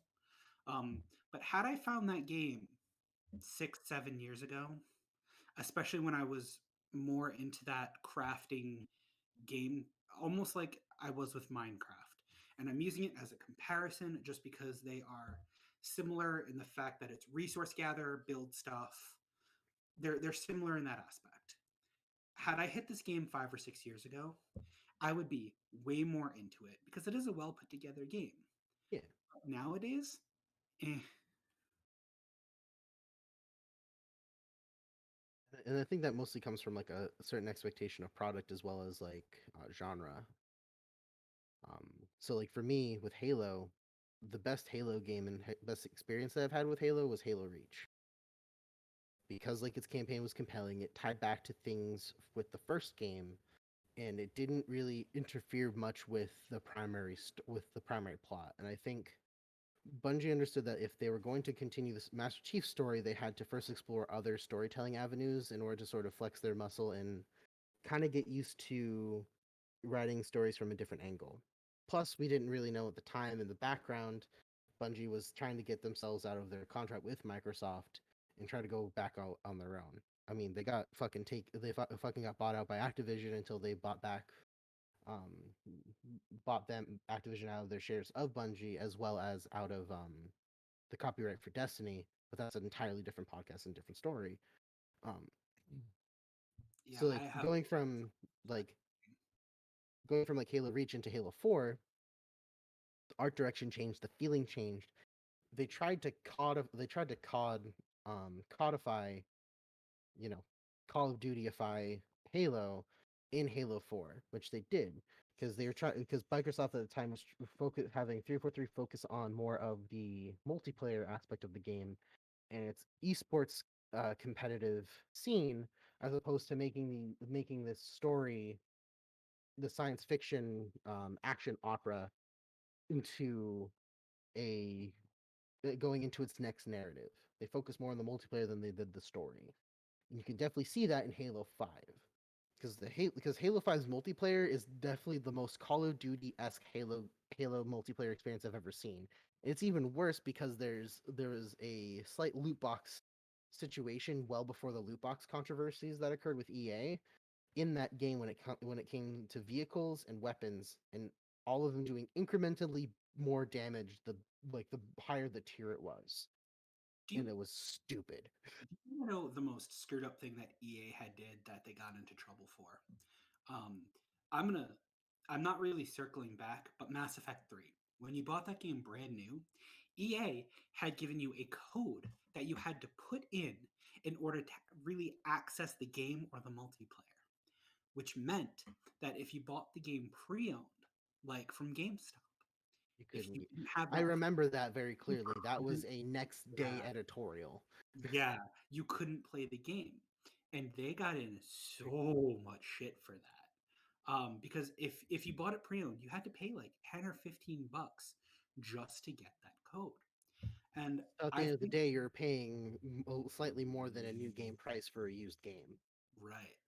And I think that kind of ties into most of the business practices we see with games nowadays, where it's not just buy a game, get the game. It's buy a game, get the DLC, get the season pass, just to get all this extra stuff. And it's a shame when video game companies became less about the game and more about what are the extra things that we can sell you along with this game, or how, or oh shit, um, or just the general. We're going to release this game yearly, while putting out a nearly identical version of it the year before, but making just enough skin changes to make it look new. So this year's Madden was the best example of that. It had received, I think, the literal worst review on Metacritic, even under ET, because of how bad the game was. And I wish companies would go away from this yearly release model because we're not getting anything. Like, why am I going to buy this year's, NBA 2K game for an updated roster and a creative mode where I now have to pay to play it? You know what I mean? Because that's Yeah. another thing that's frustrating. I love the sports games. I do. Like, I will play NHL and NBA all day long, even though I don't always like the sport, like watching it. I hate Yeah. watching basketball, but I will play the shit out of it on my PlayStation. Um, but getting these yearly release games and making certain aspects of them now basically pay to play. Otherwise, you're going to have to spend 100 hours to get your created character up 5 points. It's greed, and I think that's really ruining our experience and overall. and that actually sort of epitomizes the gaming market as a whole. Like, it's no secret and it's no surprise. Corporate interest overall is the bottom dollar, and the pursuit to gain infinite money and to get all the money. It's an impossible feat and it's impossible goal. But it's the primary one for the American market in particular. When it comes to like the video game side of that greed pie, it's trying to get the most out of your animators, the most out of your designers, the most out of your coders, and the most out of your writers to create an experience just to ship a new means of making money. A lot of video game companies during the loot box controversy era, they were only making games that sold microtransactions as the main feature, and video game companies ultimately became less video game companies and more microtransaction engines. Like their business was microtransactions, and they're trying to fucking um, earn all the money through that avenue. Which, as a curveball to this, I'm actually interested to see how well Genshin Impact, as I've mentioned before in another video, I think, will turn out, because the game itself is free to download and play. It's just that it has microtransactions if you want to have different characters. It's very much a game where a free to play app on your phone hits the console, and it's very interesting because it's well done. Like there's decent amount of plot. There's really good graphics considering that it's free. Um, so But it's but the model it makes money off of is the microtransactions. well, it doesn't even have to, because you don't have to buy the microtransactions to pay to play the game. The microtransactions is, hey, do you want to pay to make your character stronger, faster? But like you can still sit there and play the game, and it will take you longer, but you will still hit the same level you could if you paid to play it. I also have a thought. I would rather companies like EA, BioWare, whatever. I would rather they release 2 to 3. Like, if they want to release junk games, release them every 2 to 3 years or every year. Have a yearly free to play game with that kind of pay to win type model with the microtransactions.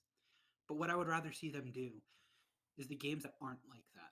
The games like the Mass Effects, the Dragon Ages. I would rather them take 3 to 5 years on development for those. And I would rather pay $80 a game to have a full, complete game with minimal bugs that aren't intentional. Release the pay to play games. I mean, the Mhm. play games.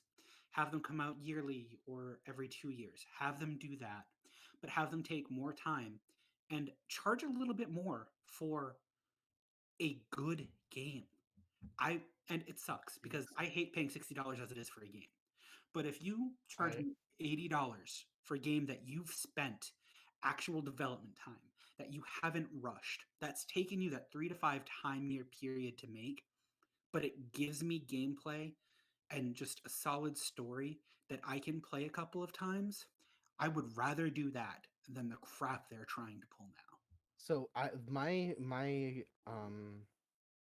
disagree to a point, because if you look at Nintendo and the release of Breath of the Wild on the Switch, that was a complete game experience. They added content after the fact because they wanted to add context to certain things in the story, and they added things in addition to a fully complete experience. And I paid $60 for it new. Yeah, It's but all a if matter. It's all a matter of corporate philosophy and what the corporation values as a whole. if we're gonna touch upon Breath of the Wild was not a great game at the end of the day. It had very little story plot besides go for Ganon. There's no reason for you to go to any other like side mission at all in the game, considering you can fight the boss like as soon as you leave the platform, you can go fight the boss, and that Yeah, can be your game, and and that's good on its it, own and all that. But like the game was very bare bones, and it's just like this is why it got released as soon as it did, because there's no quests that matter in that game besides the main one. And don't get me wrong, that's true of a lot of games. Let's be real, but like, there's no reason to do like a level grind. There's no reason to do a item search. There's no reason to play the game, and that's really where I felt Breath of the Wild kind of lost me, and that's why it's not really on my high end playlist, because there's nothing to it. You just went in and you go beat Ganon, and then 2 hours later you're done with the game. but that's also a design philosophy of choice. Yeah, and what I'm saying is that it's why it got released on time and on sale is because they didn't put any. It feels like they didn't put any quest effort for it. The game fighting system, the game graphic system, great, but it feels like they did not put any quests into the game. There are quests though. You have to actually actively seek them out. Oh You yeah, don't. and I have, but Yeah. they don't tie into anything. They are one-off quests that except for the four main mission areas, which barely tie in, other than the fact that hey, these are people from 100 years ago that you once knew. That is a plot line that you have to like seek out and find. Other than that, there's nothing in the game, and you don't even have to do that to do the main quest. They're treated as a side mission. So is it more is your problem more so that they didn't give you a quest marker directly to go to the location and find the important quests or things that were um No, my problem with it is that there's one quest to the game, and everything else is a side quest, and and that's the side quests don't tie into the main mission at all, except for the weakening and making the main quest slightly easier, and that's good and all, but like, if my main thing is I'm gonna fight Ganondorf, um, and I have 4 sources to weaken it before I get there, then I want to have some quests that lead into each of those 4 areas, and maybe even like lock off Ganondorf before I fight one of them. Maybe you only have 3 of them weaken him, and have one be an unlocking phase, and it can be your choice which one that one is. It just felt like, as opposed to the previous games where you had to fight through all the bosses, it felt like this was just kind of a major letdown because you never got through the atypical steps that a Legend of Zelda game usually has you run through. And that's why I was like, this is not a Legend of Zelda game. This is open world, and it's just skinned with Legend of Zelda characters. so I would say as a point of um as a juxtaposition to that, people complained about the sameness of the Zelda games since um the release of Skyward Sword. The 3D Zeldas all followed a similar pattern and a similar quest line and progression, dungeons and quest wise, because there's this expectation in Nintendo's mindset that this is how you made a Zelda game, or at least a 3D Zelda game. Whereas the design philosophy behind behind Breath of the Wild was to go back to the original Legend of Zelda's design philosophy of exploration, seeking out your own adventure and quests, and having your own experience. And every experience thereafter with the game for you would be different, and it's all predicated on your choice and your choices as far as do you want to just go directly for Ganon? Do you want to weaken Ganon with one, two, three, all four of the divine beasts? I think it's ultimately it's a matter of like what you grew up with and what you prefer as far as your taste of Zelda. So Because you, I'm not gonna like say that's a bad thing. I'm just saying that I think they went too far in that direction.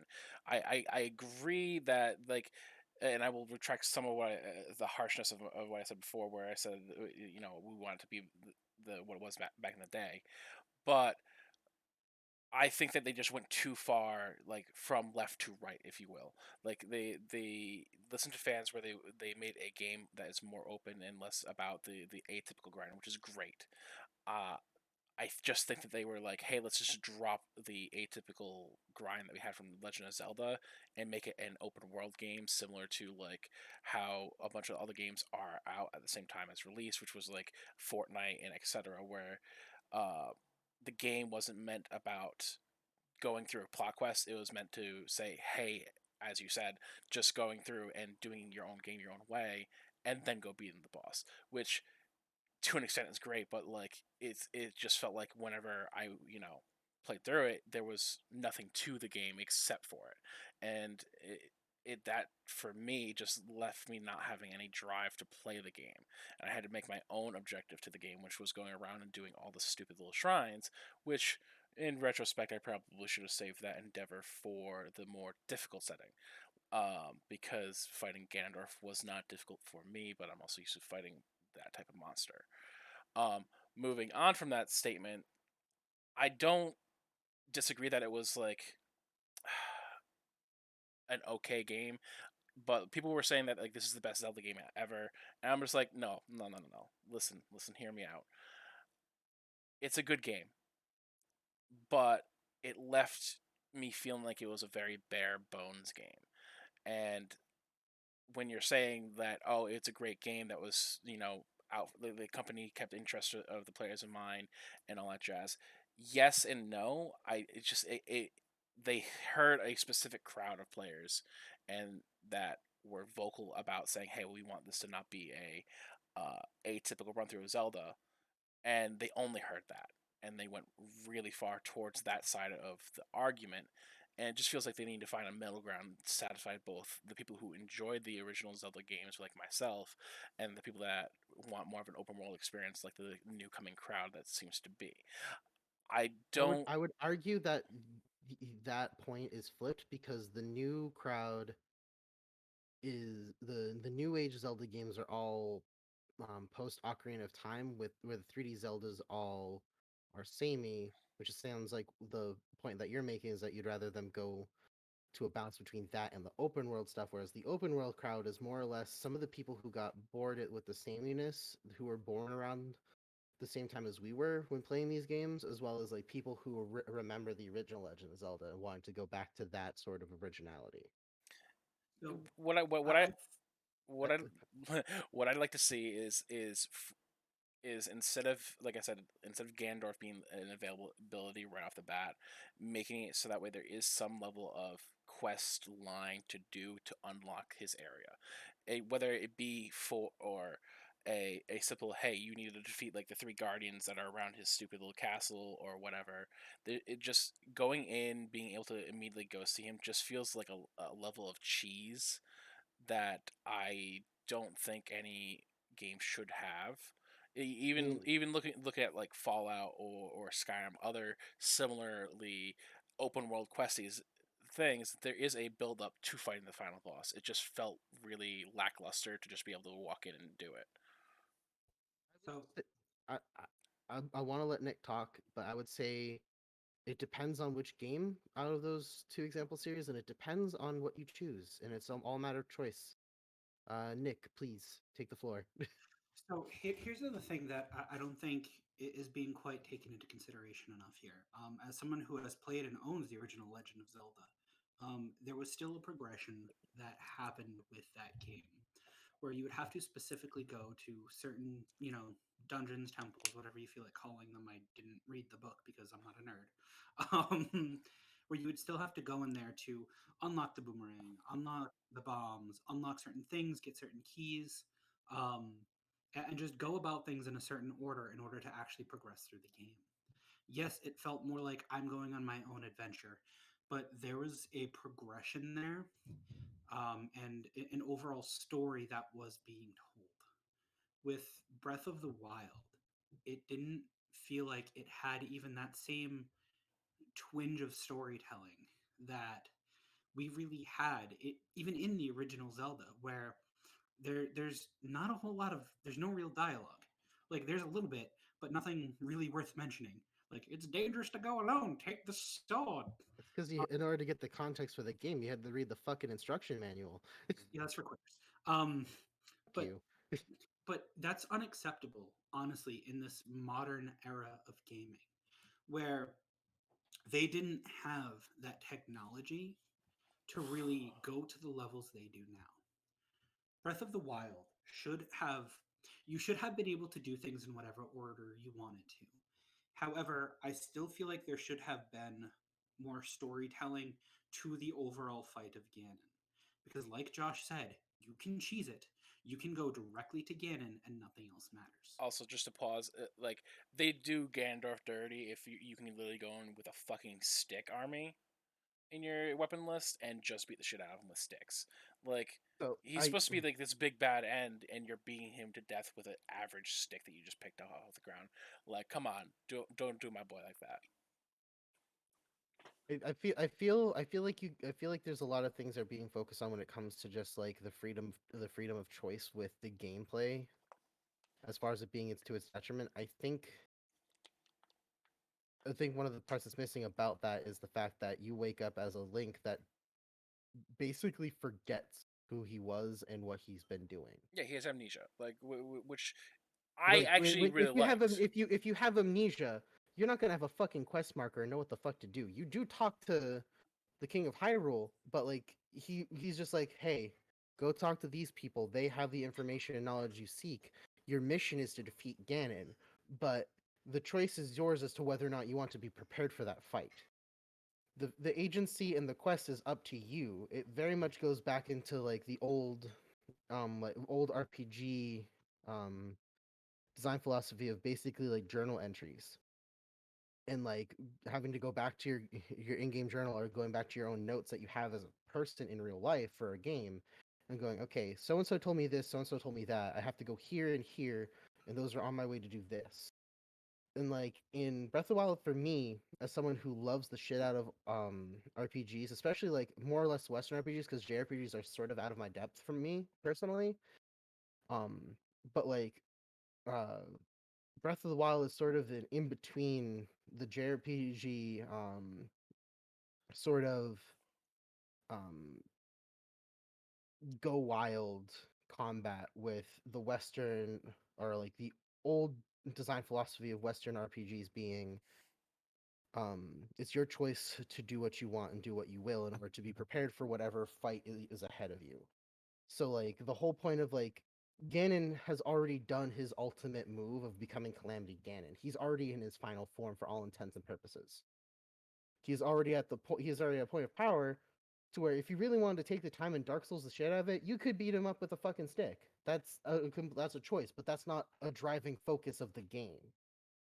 The whole focus of the game is to whether or not you, as Link, who is just woken up and has amnesia, do you want to discover what your true goal is, like what you're fighting for, who is this all meant for, or do you just want to cheese it for a YouTube poop and just go beat the shit out of Ganon with a stick? Here's my point on this. In hindsight, you're absolutely right. Playing through the game on day one, however, it never felt like that. It felt like, hey, there's some things that you could free, or you could just go beat the main enemy. And generally speaking, I'd rather go beat the hostile thing than go free some people who got caught. So, like, for me, those were the two choices, and there was never any incentive to go towards the other route. So now, in hindsight, obviously, it's like, oh, okay, you go this way because you go ahead and weaken Ganondorf because it makes him way easier to fight. You also will probably get some items that will help fight him that way. But there's no real incentive to go any other route than just go, hey, I'm gonna go to fight Ganon now because there's nothing stopping me. There And is. It's called the story. what story though? There isn't any incentive towards the story, and that's what I'm saying. There's no reason to go do it. There is. It's Where it's where is it hinted it's at? the ending. So this is gonna be really easy double back to Mass Effect 3's design philosophy. Mass Effect 3's multiplayer, galactic readiness. In Breath of the Wild, the level of assistance you get with the Divine Beast to decrease Ganon's health is all dependent on you actively seeking out the story and regaining Link's memories. If you go out and kill Ganon, the ending you get is ultimately Link still has amnesia, but he's freed Zelda. He's freed the person whose voice he heard at the beginning of the game. Or if you take the long, arduous journey of regaining your memories and understanding how you got to the state you were presently in, getting hearts, leveling up your stamina and whatnot, getting gear, and finding all these creatures and understanding what's happened the last 100 years or so, you understand that like you were sworn to protect Princess Zelda. She saved your life. Now you owe her the courtesy of saving her. The ending you get, if you get all the memories and you do all the steps and you have that drive as a player to seek out those quests, do everything for the divine beasts and all the memories, you get a different ending than the person who just went and straight YouTube pooped the shit out of Ganon. Yeah, which is what I said. In hindsight, it makes sense. When I first got the game, however, it made no sense for me to go do that. Is what I'm saying. And what you're saying, oh, there is. I'm like, in hindsight, yes. In hindsight, I know the ending. I know both the endings. I know all the endings. But guess what? When I go in the very first time without any knowledge, I have no drive or whatever to go do it, because why do I care about this? Because this type of game has never presented that opportunity. Again, in hindsight, yes, there is multiple endings to this game, technically speaking. In hindsight, there's multiple narratives that can be discovered. But going in, why should I go do these things when it's never indicated at all because of how open world it feels? Which is my point. There's no drive to go to anything except for Ganondorf in the initial contact with the game. However, if you go ahead and beat Ganondorf the first time without anything, it leaves you wanting more. It leaves you wanting to go ahead and explore the second time around, which is what happened to me. So I think there needs to be a certain amount of railroading in games like this before they open up. And I'm going to use Skyrim as an example. Skyrim is one of those go anywhere, do anything, there are quests everywhere type of games, and it's great. The thing is to get started, I think Breath of the Wild needed more of that approach to it. It needed more of a, hey, complete this first part to regain more memories and really then thrust you out into the world. It didn't do enough of that. And I think that's where it falls short, is they didn't give you enough incentive when you first play the game to go and do that. Instead, it was basically thrust into the world. Yeah, go ahead. You can go fight Ganondorf now. And then, like you said, you beat it, and it's, oh, I'm missing out on all this stuff. Open world games need more railroading in the beginning to give you a deeper understanding of what's happening and what options you actually have. Breath of the Wild would have been better if they had given us a little more railroading in the beginning, and that would have been okay. Like, for I mean, example, they did railroad you in the beginning by keeping you in the initial area in order for you to understand how the game is played, understand how to use the new tools at your disposal, as well as unlock the sailcloth in order for you to even get off Yeah, the plateau. but see, And the biggest problem I have with what you just said, Nick, is you're saying railroad an open world game. so yeah, let me Open world and railroaded questline are two completely different things. see. Like All right, the only game I would think that does that pretty well and balance is Grand Theft Auto 5. all right. So here's the thing: the start off island is just the prologue. It gives you the items that you need to get to get around, if you so choose. It, in fact, gives you technically the item that you need to get to Ganondorf real quick. Just be real back real quick. I need to take a call. Yep. So it gives you the items that you need to get off the island. That's really all it does. It doesn't really give you any incentive to go any direction. To slightly defend, I suppose, the open world thing, he uses railroad. It's more of like, hey, give us a reason to do exploration. It doesn't do that, which is my point. It says there's Gandorf and then there's other things. Your choice is what you want to do. It never says, hey, if you do those things, you'll weaken Gandorf until let me finish. Until you do one of them. It never says it will weaken Gandorf until you start doing it. So, at that point, there is no real reason for me to go do it because I don't know what it does. All I know is that, looking back at previous experiences, there's 4 of them. They'll probably help me in some way. I don't know how. So I was like, well, let's just try and run out the boss the first time, and then I'll go ahead and beat the other things if I need to. But maybe it's just me. I went in and beat the boss the first time. So like that's just what happened. What I think Nick would like to see is something like, we finally get off the plateau, and then we get immediately like drawn into a quest that helps explain what the world slate is, like a typical Amnesia playthrough is, which is what Link has. He has amnesia.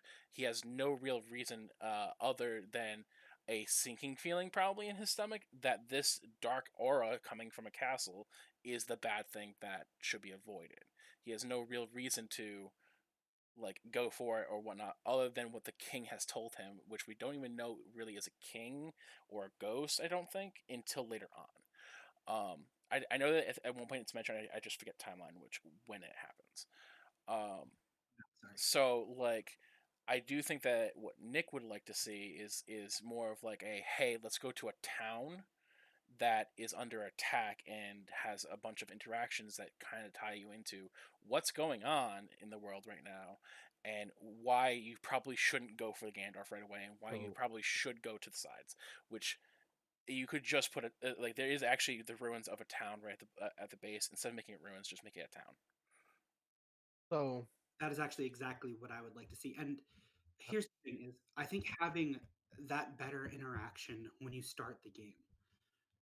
Yes, I understand open world is supposed to be open world, but I think you need to limit it more at the beginning before everything goes true open world, in order to give the player more context and more of an understanding to, yes, sure, you can go for Ganondorf right now, but he is way too powerful and you're going to get your butt whipped. Heck, we see it in Fallout 4 and in Skyrim, where you just get drawn into that first town, and then you can either continue along that plot quest line, or you can do whatever you want, and just it feels like you just didn't get that experience with Breath of the Wild. So I think so. To comment on both of those, the design philosophy for Bethesda RPGs now is what very different from what they went in with for Breath of the Wild. To clarify, you talk to the old man you meet with the sailcloth. You don't even know is the king until he tells you right before you leap off the plateau. He tells you who he is and he tells you what your goals are. He tells you again, Calamity Ganon is way too powerful to go after right now, but you can choose to fight him now. However, I think it's in context of what he tells you in his voice cutscene.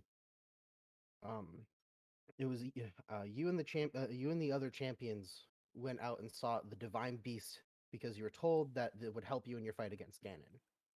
So find more information on the divine beast if you want. to make fighting Ganon easier. And in order for you to even leave the plateau, it gives you like 4 or 5 dungeons or something on the plateau, 4 or 5 shrines to teach you all the basic tools of the game to explore the rest of the world, and it limits you and guides you on that thing. Granted, I understand it kind of sounds like you guys prefer more of a point by point driven story as opposed to something that's more open world, where I'm perfectly happy with both. But like, I know for me personally, in my experience with like playing the shit out of Skyrim and the shit out of Fallout 4 in vanilla and then modding it, the experience I've had with a more interactive open environment that has a lot of interactive NPCs and a lot of different instances and creatures and shit that can come and fuck me up is a lot more fun than the point by point game that I've played a shit ton of. And for me, I thought it was, pun intended, a breath of fresh air that Breath of the Wild didn't immediately throw me into a town that had to talk to some fucker to understand what I'm doing, where I was given exactly the amount of choices I was comfortable with to go and explore on my own, understanding that you were told by the king these towers are a means of you being able to um, open up more of the information on your tablet for the map of Hyrule, because things have changed in the last 100 years, so not everything is the same. So it gives you an impetus of, okay, I guess I can go after these towers and open up the map more, and then it opens up and shows you all the different areas that are around now. So you can go to towns, you can go to stables and whatnot. So all of that is there. I think the design that you guys prefer is more of the Western Bethesda style design philosophy where everything is point by point, which has its place. I just think Nintendo, at least for Breath of the Wild, wanted to go the opposite direction to see what that would produce. Because I feel like Breath of the Wild 2 is going to be just a big dungeon, which I think would be interesting. Because Breath of the Wild for me was kind of the only thing that I found lackluster personally was the only dungeons that you really have that are like traditional Zelda dungeons are the 4 Divine Beasts, and the shrines are more puzzles than anything. They're not really like traditional Zelda style dungeons. But I feel that what's going to happen with Breath of the Wild 2 is that they're going to go from like open world and transition to a large dungeon crawl that's going to get more and more challenging as you get closer and closer to whatever happened to fucking Ganon, because you see him in the teaser for that we got like 2 years ago. So like I think like I think all the points that we're making is basically just the contention of what we prefer in regards to like design philosophy for RPGs. I'm gonna probably disagree with you entirely on that, but like that's fine. That's the point of the podcast. Like I don't like saying like this is your play style or anything like that with this. This is just what I think that could have made the game better would have been some direction in the beginning. And you have with your statement you were actually kind of hypocritical because you just said I don't like having anything, but I also like having the king being like, hey, this is where you need to go. Like you're taking two sides of this, saying that you're not liking point by point and you want an open world, but then you're turning around saying you also like to have the point bait right there. So it's kind of like my point of view is like, listen, it's just it was good, but it just like needed that toe more to really draw me into the story and wanting to go in quest for the story of plot lines. That's what I'm saying. Frankly, I like open world gaming. I really do, but like it just felt like the prologue was it, which is what the initial island was. It was introduction to tools that you needed to do dungeons with, and introduction to, hey, you can either go after Ganondorf or go like open up the map. But there was no like real reason to do either of those, which was my point that you seem to be skipping upon. It's just like there was no reason to go for Gandalf. There was no reason to go for this. But at the end of the day, as someone who going in, like this entire goal is to defeat the main enemy, I'm going to go for that first, right? So there was no reason to not do that off the bat. And I just feel like if we had some form of reason off the bat, like a town that said, hey, you can go after Gandalf, but he's super powerful, you should probably go see this nearby shrine and have it be probably one of them. I forget which one was the closest one, but you should probably go to the closest one and maybe seek some aid from the Zoras or the Gorons or whatever you wanted to. There was no inkling from that from the king. It was just, hey, go open up the map, which is like, like I do that as I go usually. But like, there's no reason to between here and Ganondorf except for like 2 towers, I think. So, like, to me the game just felt like it kind of lost a lot of steam for me with that. I don't think that like I went through, I played it once, beat the Ganondorf in a few hours. That was my initial gameplay. I went back to explore the map because that was the second option and found a lot more to it. And yes, I agree that the game has a lot if you explore. It just doesn't have incentive to go explore, which is the point I was trying to make earlier. I I would say that my statement about the king giving you the directions isn't hypocritical. I think, but the point I was trying to make is I feel like you want more steps to give you the incentive to go out and explore and go out and do these things, whereas the king gave you enough information post prologue or like at the end of the prologue section on the plateau to give you enough incentive and hint to go towards a tower. The king literally said, "Hey, Ganondorf is really powerful, but you should go check out the wilds." That was all he said. He didn't say, "Oh, you shouldn't go do it." He said, "Hey, you can do option A or option B." That was it. There was nothing crazy that he hinted at if you went towards one option or the other. And he had no. I do think he does mention the divine beast. I don't recall, and I'm not going to look it up right now. But like I mean, even I was about to because I'm like I'm pretty sure he did because even he's like there are these even if things. he does, it doesn't matter because like that route clearly failed because we're here, right? We're here. We potentially could make an assumption right here, and say that route didn't work. Let's go just try fighting Gandorf because that apparently didn't happen because I'm all the f over here and I have amnesia, so I'm gonna go ahead and see what's over there, which is the same incentive to any sort of open world exploration.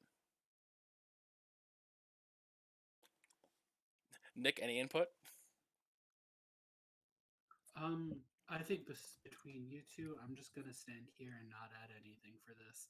I've got nothing more to add than what I mean, think yeah, like I don't like obviously disagree with a lot of what CJ's saying. I do think that a lot of points he's make are valid. I just think that at the end of the day, the game could have used a little bit more incentive to do exploration than it did. And I think that the easiest way would have been initial town, but like that's just yes, that is what I'm used to being what game type I'm usually drawn into first. I don't think it did bad at all, everything, but just that initial push would have made me want to explore first, as opposed to go for Ganondorf. Yeah, it it's like I apologize if I came off hard and strong on my rant, but like it's mostly just like I from what I remember from my experience personally, which like baseline, I think we all had different experiences and pulled different things out of Breath of the Wild with our individual gameplays. But like, there's another person that I wanted to try to get the opinion of, but I think they're too busy hosting right now, and it's Nick who has played the shit out of Breath of the Wild and had like more experience with like Skyward Sword and Twilight Princess, so they're more used to the modern 3D Zelda side of things, and I really want to get their opinion on it, and I think maybe holding off on talking about Breath of the Wild further until maybe a different podcast, just kind of talking about Zelda. Maybe whenever Breath of the Wild 2 gets like closer to another teaser or like another announcement, I we mean, could come back to that topic. Just because like I agree. I feel like we're at a point of contention, all three of us, where it seems like you and Ellywick definitely agree on each other on your opinions when it comes to the game's design and the way the game does things. And I definitely feel like I'm on it's the absolute opposite side of that because I saw the game in a different way than you two did.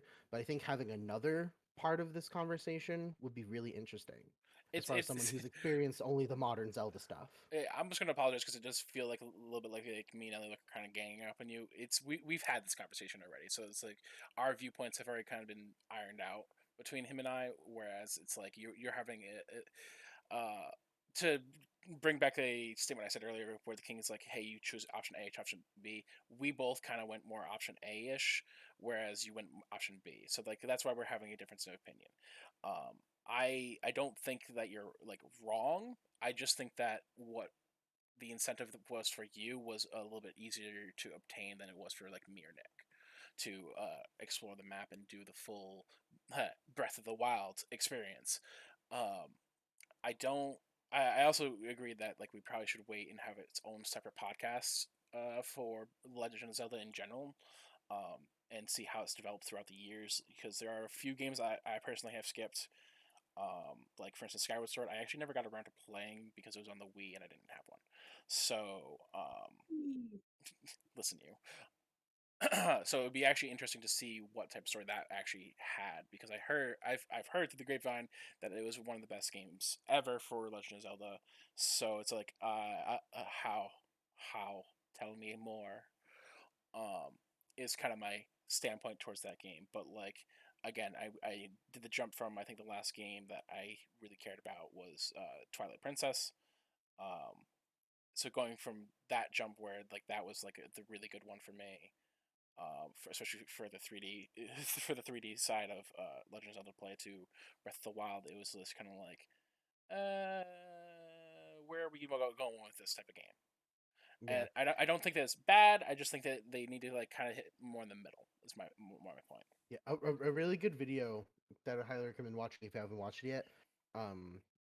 Aaron Hansen from Game Grumps, his personal channel Ego Raptor.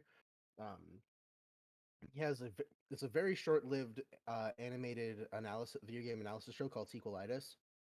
His last video that he uploaded for that series is about the Legend of Zelda, the um comparing Legend of Zelda, um the third Legend of Zelda game, fuck, what's it called? It's like my favorite Zelda game. Give me a second. No, Browna, that's a 3D Zelda. This is the 2D ones I'm talking about. Let's see. Zelda games. Let's see. Because there's the Legend of Zelda. Then there's A Link to the Past. He compares the original Legend of Zelda to Link to the Past, and then compares it to Ocarina of Time. It's like a half hour. It's like almost 40 minutes long, and he's talking about how, in his opinion, like modern Zelda games before Breath of the Wild was even a thought, because like there hasn't been a subsequent video talking about like Wind Waker or anything like that. Um, but he talks about how A Link Between Worlds sort of puts 3D Zelda and classic Zelda together in a good format, and it was during the time that Hyrule Warriors was just announced. So like, If you want a Warriors rant for any of the Warriors game, I got you. who are you? I don't know a lot about that, but I'm just gonna I mean, leave that in its bed. I mean, just we'll pause onto it for a second. It's just Dynasty Warriors with Hyrule skins. Yeah, That's all it was. Hyrule all it was. Warriors was excellent. I played Hyrule Warriors. I played some Dynasty Warriors, but like it's definitely not my kind of game. Hyrule Warriors was enough of an experience of Zelda with that it was entertaining, but I'm definitely not like a Dynasty Warriors fanboy. Yeah, because like I say, Hyrule Warriors, we had Dynasty Warriors, and then we had Gundam Warriors, basically, and they're all the same game. They're all the same game. It's called I'm going to change history, and plot twist. All right, you have some characters that make sense. Whether it's in the Hyrule history line, whether it's in Three Kingdoms history line, or whether it's in the Gundam history line. That's all it was. There was no campaign. I don't acknowledge it. About Dragon Quest Warriors. Oh, also yes, Dragon Quest Warriors. Yeah. Point is still the Warriors. The point is that anything with Warriors at the end of this name, I don't consider actual games. Like that's really the point of it, like, except for Dynasty Warriors, because that was the original concept. Anything else is just like, all right, this is just a reskin of Dynasty Warriors. That's all there is to it. There's nothing crazy. There's nothing magical about it. It's a nice little game to play once in a while if you want to have a strategy game where you are the emperor or whatever leader trope you want to call. That's what the Warriors games are. It's not bad. It can be exciting, but like at the end of the end, there's just no replayability in the sense of there's no story to play through. It is just you usually just bashing through your with your character against hordes of enemies that you probably shouldn't actually try to do in real life. Yeah. I mean, a little bit of disagreement. Hold on, I'm typing tildes in CJ's chat again. How dare? I need to remember. I need to remember to click off. So a small addendum to that, though, the Extreme Legends versions of the Dynasty Warriors games quite literally have the stories to where you're going through, and they have like different objectives you can complete to actually change the timelines, to save certain characters, to have Shu win a battle that they weren't supposed to win, things like that. So they do have objectives that do actually change the story. Yes, Just as a side. in Dynasty Warriors, which is what my point is. Like that's the only one that I'll actually consider having some form of story, because like you can kind of do stuff like that. Whereas in the Hyrule Warriors, I'm sure, and the Gundam Warriors, I'm sure, it's kind of like you might be able to do some small stories like that, but like at the end of the day, it's still the same type of game of you taking this character to an end that it probably would not have reached in history of the show or whatever, or game, or whatever you want to call it, and that's it. It's very bare bones. It's very similar to Madden or whatnot, how it comes out every year. It's the same game. It's very similar to that in the sense it's just this type of game, and it will never be really much more as of yet. So playing through Hyrule Warriors for the most part with Nick, Cheese It Nick, not Ellywick Nick. Hyrule Warriors in itself is its own story, and the it's set in a different timeline, or it starts out in a different timeline, and the whole backstory is that there's this sorceress who wants to merge all the timelines together so that way she can have her husbando Ganon. And throughout the game, you're meeting other heroes that have helped the hero of time. So you actually meet uh you meet the Zora princess from Ocarina of Time. You meet the good half of the evil sorceress that started all this shit in the game. You have Princess Zelda actually be a fighter, and the whole story is basically it's about all the different timelines, sort of trying to correct themselves by trying to beat Ganon and this evil sorceress. So either the timelines correct themselves and fuck off to their own universe, or what a lot of people accept as the canon, that they're all merging into a single timeline for Breath of the Wild. So they basically took Dynasty Warriors, reskinned it with Hyrule, and then basically took the latest Super Smash Brothers mashup type style of event. Kinda, but Kind of like that's what I'm hearing, and so like yeah. I approve. I approve of it. Like, I will that's say new. I will say though, um, Hyrule Warriors: Age of Calamity, the prequel to Breath of the Wild, I have heard a lot of good things about story-wise because it tells us the story of what happened during the Age of Calamity in the lead up to Zelda imprisoning Calamity Ganon. Can I also ask if Pat has anything to contribute? Because I miss his voice. I haven't played Zelda since the original Nintendo Entertainment System back in the 90s. Perfect. Of course, it was the first game I bought for it because it was an RPG, and back then, that was all the thing. The little, best you could get, really, even for computers back then. You ever played Dragon, aka Dragon Quest One? That game was fantastic. I go back to the Ultima series. I had Ultima 1 for my Atari 400. I love you, Pat, but wow, you're old. You're only as old as you pretend to be. I still have that Atari 400 in storage too. It works.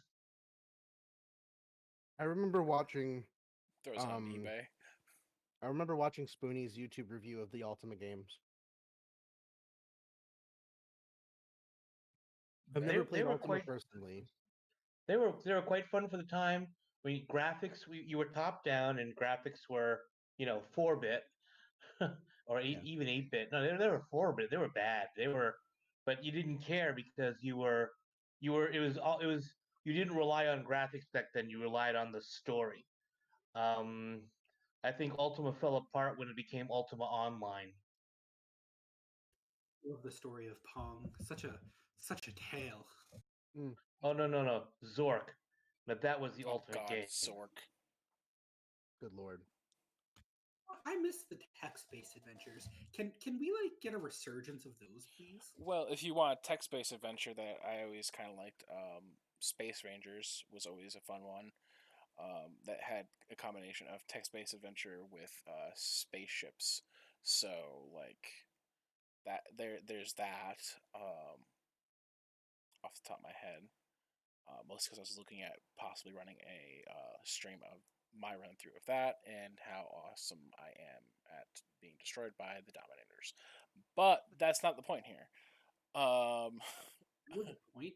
I must have missed it like 30 minutes ago. We're a distracted podcast, guys. Yo, Took 3 hours, Yeah, I which was is a gonna lot say. longer than I thought it was gonna be. I'll say, Ellywick, if you think that if you've only noticed 30 minutes ago that I was missing, you're behind like 2 hours from my I podcast and 2.5 for Scorches. I have no idea what's going on anymore. I'm just happy that I can occasionally say stuff that contributes. All right, I'm just happy to be here. Thank you. Your input has been great, Pat, as far as like giving context to like where you're at in the conversation. I'd also like to Oh, hey, no, I mean I enjoy it. Um, there's a um, how do I put it? At a certain point in my life, I discovered a lot of the video games are the same, especially modern video games, where it's like kill rat, rinse, repeat until you're high enough level to kill boss. Say game was great, and then put game away and collect dust. Um, so there are games that I'll play and go meh, even though people are like the most amazing game of the year, because I've literally been playing video games since 1982, and so I've seen how people have lost the ability to come up with new content. It's all flavor text nowadays, and I mean, okay, the forest. I like the forest. I like the building games. Minecraft, I couldn't get into because I'd look at a rock and say, "Is that granite?" Or what? I couldn't. It's like this third pixel to the left is different, therefore it's a different kind of rock. But the like scrap mechanic and these games where I can build something and sort of um, be my own boss, I enjoy that. Um, I enjoy fighter games, but mostly what I've really seen is I've seen the downfall of imagination, where you have, and it's not about gameplay. It's about story, and all the stories have become rinse and repeat, kill the boss.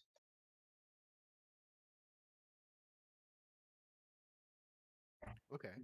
the game pretty much starts out at, like RPGs especially. They start out with save the kitten and then destroy God. Yeah. Yeah. Now I do enjoy games. I'm not saying that games are crap. I'm saying if I enjoy the flavor text, I enjoy the game. But I found the overall content of the games are kind of all the same nowadays. Yeah, because like every shooter game follows a similar trope. Every live service, like pseudo MMO, follows similar design choices and tropes. Every Western RPG follows a certain line of expectations and tropes. Every JRPG has its whole slew of tradition of trope, and the only difference between the two of them is names, locations, the design of the map, and the enemies. Oh, exactly. Yeah, I it goes off of what you want from a game. It will always go off of what you want from a game. Like I personally I love the space games. So like for instance, God, I love space games. For It's just fucking instance, fun. a game that I actually think that we might both enjoy are Space Engineers. It's a currently on Yes, Steam for $20, and it is I'm it I'm is buying a it tonight. it is space sandboxing, build multiplayer open world survival craft, and it looks like a hell lot of fun if we can get like a crew of 4 people to go with, especially. So I am in. I like I said, I'm buying it tonight because I remember you talking about that earlier, and I'm like, yes, that is my genre right there. It is $20 on Steam. Shout out. Like I Not sponsored. not sponsored. Um, Could it could be. And it's Maybe. definitely one of my top genres. Is that for some stupid reason I guess probably because I used to play competitively. I got hooked on the stupid first person shooters. And fighting games like Super Smash Brothers. So like those will always. I don't know if they'll be my type, but it's more of like I somehow got really good at it, and it just cannot not be not my type at this point. Yeah. So like those are the 3 genres I go for. So if any sort of game combines at least 2 of those, it's kind of like those. That's my game to go play. No, I can I? agree. I love sci-fi. I love that genre, and honestly, the sandbox games.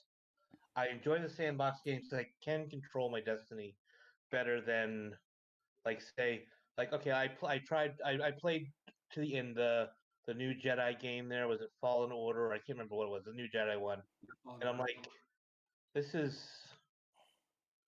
yeah, okay, Lackluster. this is like one step away from being a railroad. Yeah, um it was very lackluster. Like AI was very predictive. The fights were like, it's okay, for instance, I played Vader Immortal um on my VR set, and within a matter of minutes, I learned that the AIs always struck in the same 3 pattern. So I'm like block, block, kill, block, block, kill. But it's like they're game designers, no, not game designers, game companies are just getting lazy. And yeah, that's my opinion on all that. Yeah. So as far as like to talk on Star Wars Jedi Fallen Order, that is EA's attempt at trying to do a Souls game in Star Wars. As far as like it's like it's supposed to be somewhat purposeful, predictive AI as far as to know when to dodge, know when to strike. But the only difference between that game and a Souls game like Demon Souls or Dark Souls or even Bloodborne is that the AI in that game is more complex and actually has more variation. yeah, So like the problem with with Fallen Order is that like at least to me what it would seem like if EA wasn't doing it, say like another studio was, the problem to me for me would be knocking on Papa Mouse's door and asking, "Hey, what units in the Imperial Army are still considered canon? Because we're trying to create a complex AI system for the enemies in our video game, and we need you to codify exactly what's considered canon now, because otherwise we have a very uninteresting game." yeah, Whereas EA just followed the strictures of their contract. It still turned out to be a relatively good game, but I do understand from a design standpoint, it is very repetitive and kind of easy to learn. yes, Whereas with like Dark Souls or Demon Souls, you could beat the first boss in Demon Souls, it just took you forever. But in a game like Fallen Order, I don't think you could beat the first boss. It's an automatic lose like yeah, scenario regardless. yeah. So Do like, you mind if I ask a question? sure, Sorry, slightly off topic, but what are we playing? yes, that's the best answer I can give you. I'd be playing what? Jedi Fallen Order? No, no, no. What are we playing tonight? Like, What are we playing tonight? playing. I mean, so I guess Space we are engineers. we are 3 minutes away from 3 hour mark for this fucking podcast, which is twice That's as why I'm long and a half hour longer than I intended, but that's also including pre-stream hour or Yeah, pre-stream half hour. So I guess it's a matter of what we're really up for. I know I can't drop the dosh on Space Engineers, but Okay, no problem. I my mean, account looks red at the moment. I say, do we want to do Phasmophobia? I actually have mood lighting for that now, where it's dark, so I can scare myself even more. Jesus. Oh, good lord. Because if we want to end stream within the next few minutes and then switch to Phasmophobia or Forest, I am down for either of those. Obviously, that would depend on how many people we can get. Like, if it's just like, for instance, I don't know, Pat, do you have Phasmophobia? I will in about 15 minutes.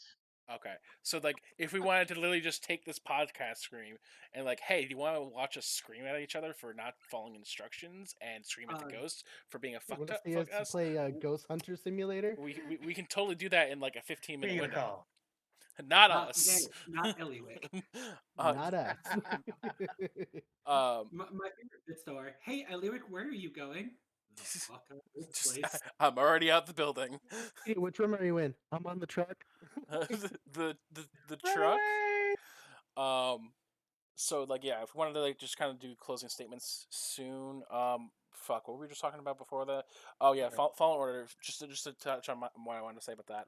I do know that I had sent. I was the first in our little Rhode Island crew that had gotten it, and I remember, I think in the chat I have just with Nick and a few others, I had said as long as you learn how to parry properly, and you can just beat this game without getting any abilities. Yeah, you lied to me about that, by the way. There was I say that's why I had said to you at the halfway mark there are a few enemies that do break through that, but like it still became if you could just parry when you needed to and knew which enemies you needed to dodge all the time, the game literally said you don't need any abilities to actually do this game, and So that was my standpoint of that. Is this game, unlike with Dark Souls where you couldn't just sit there and parry and couldn't just sit there and do that, it was just a game where you could just master one technique and go through the game without getting too much trouble.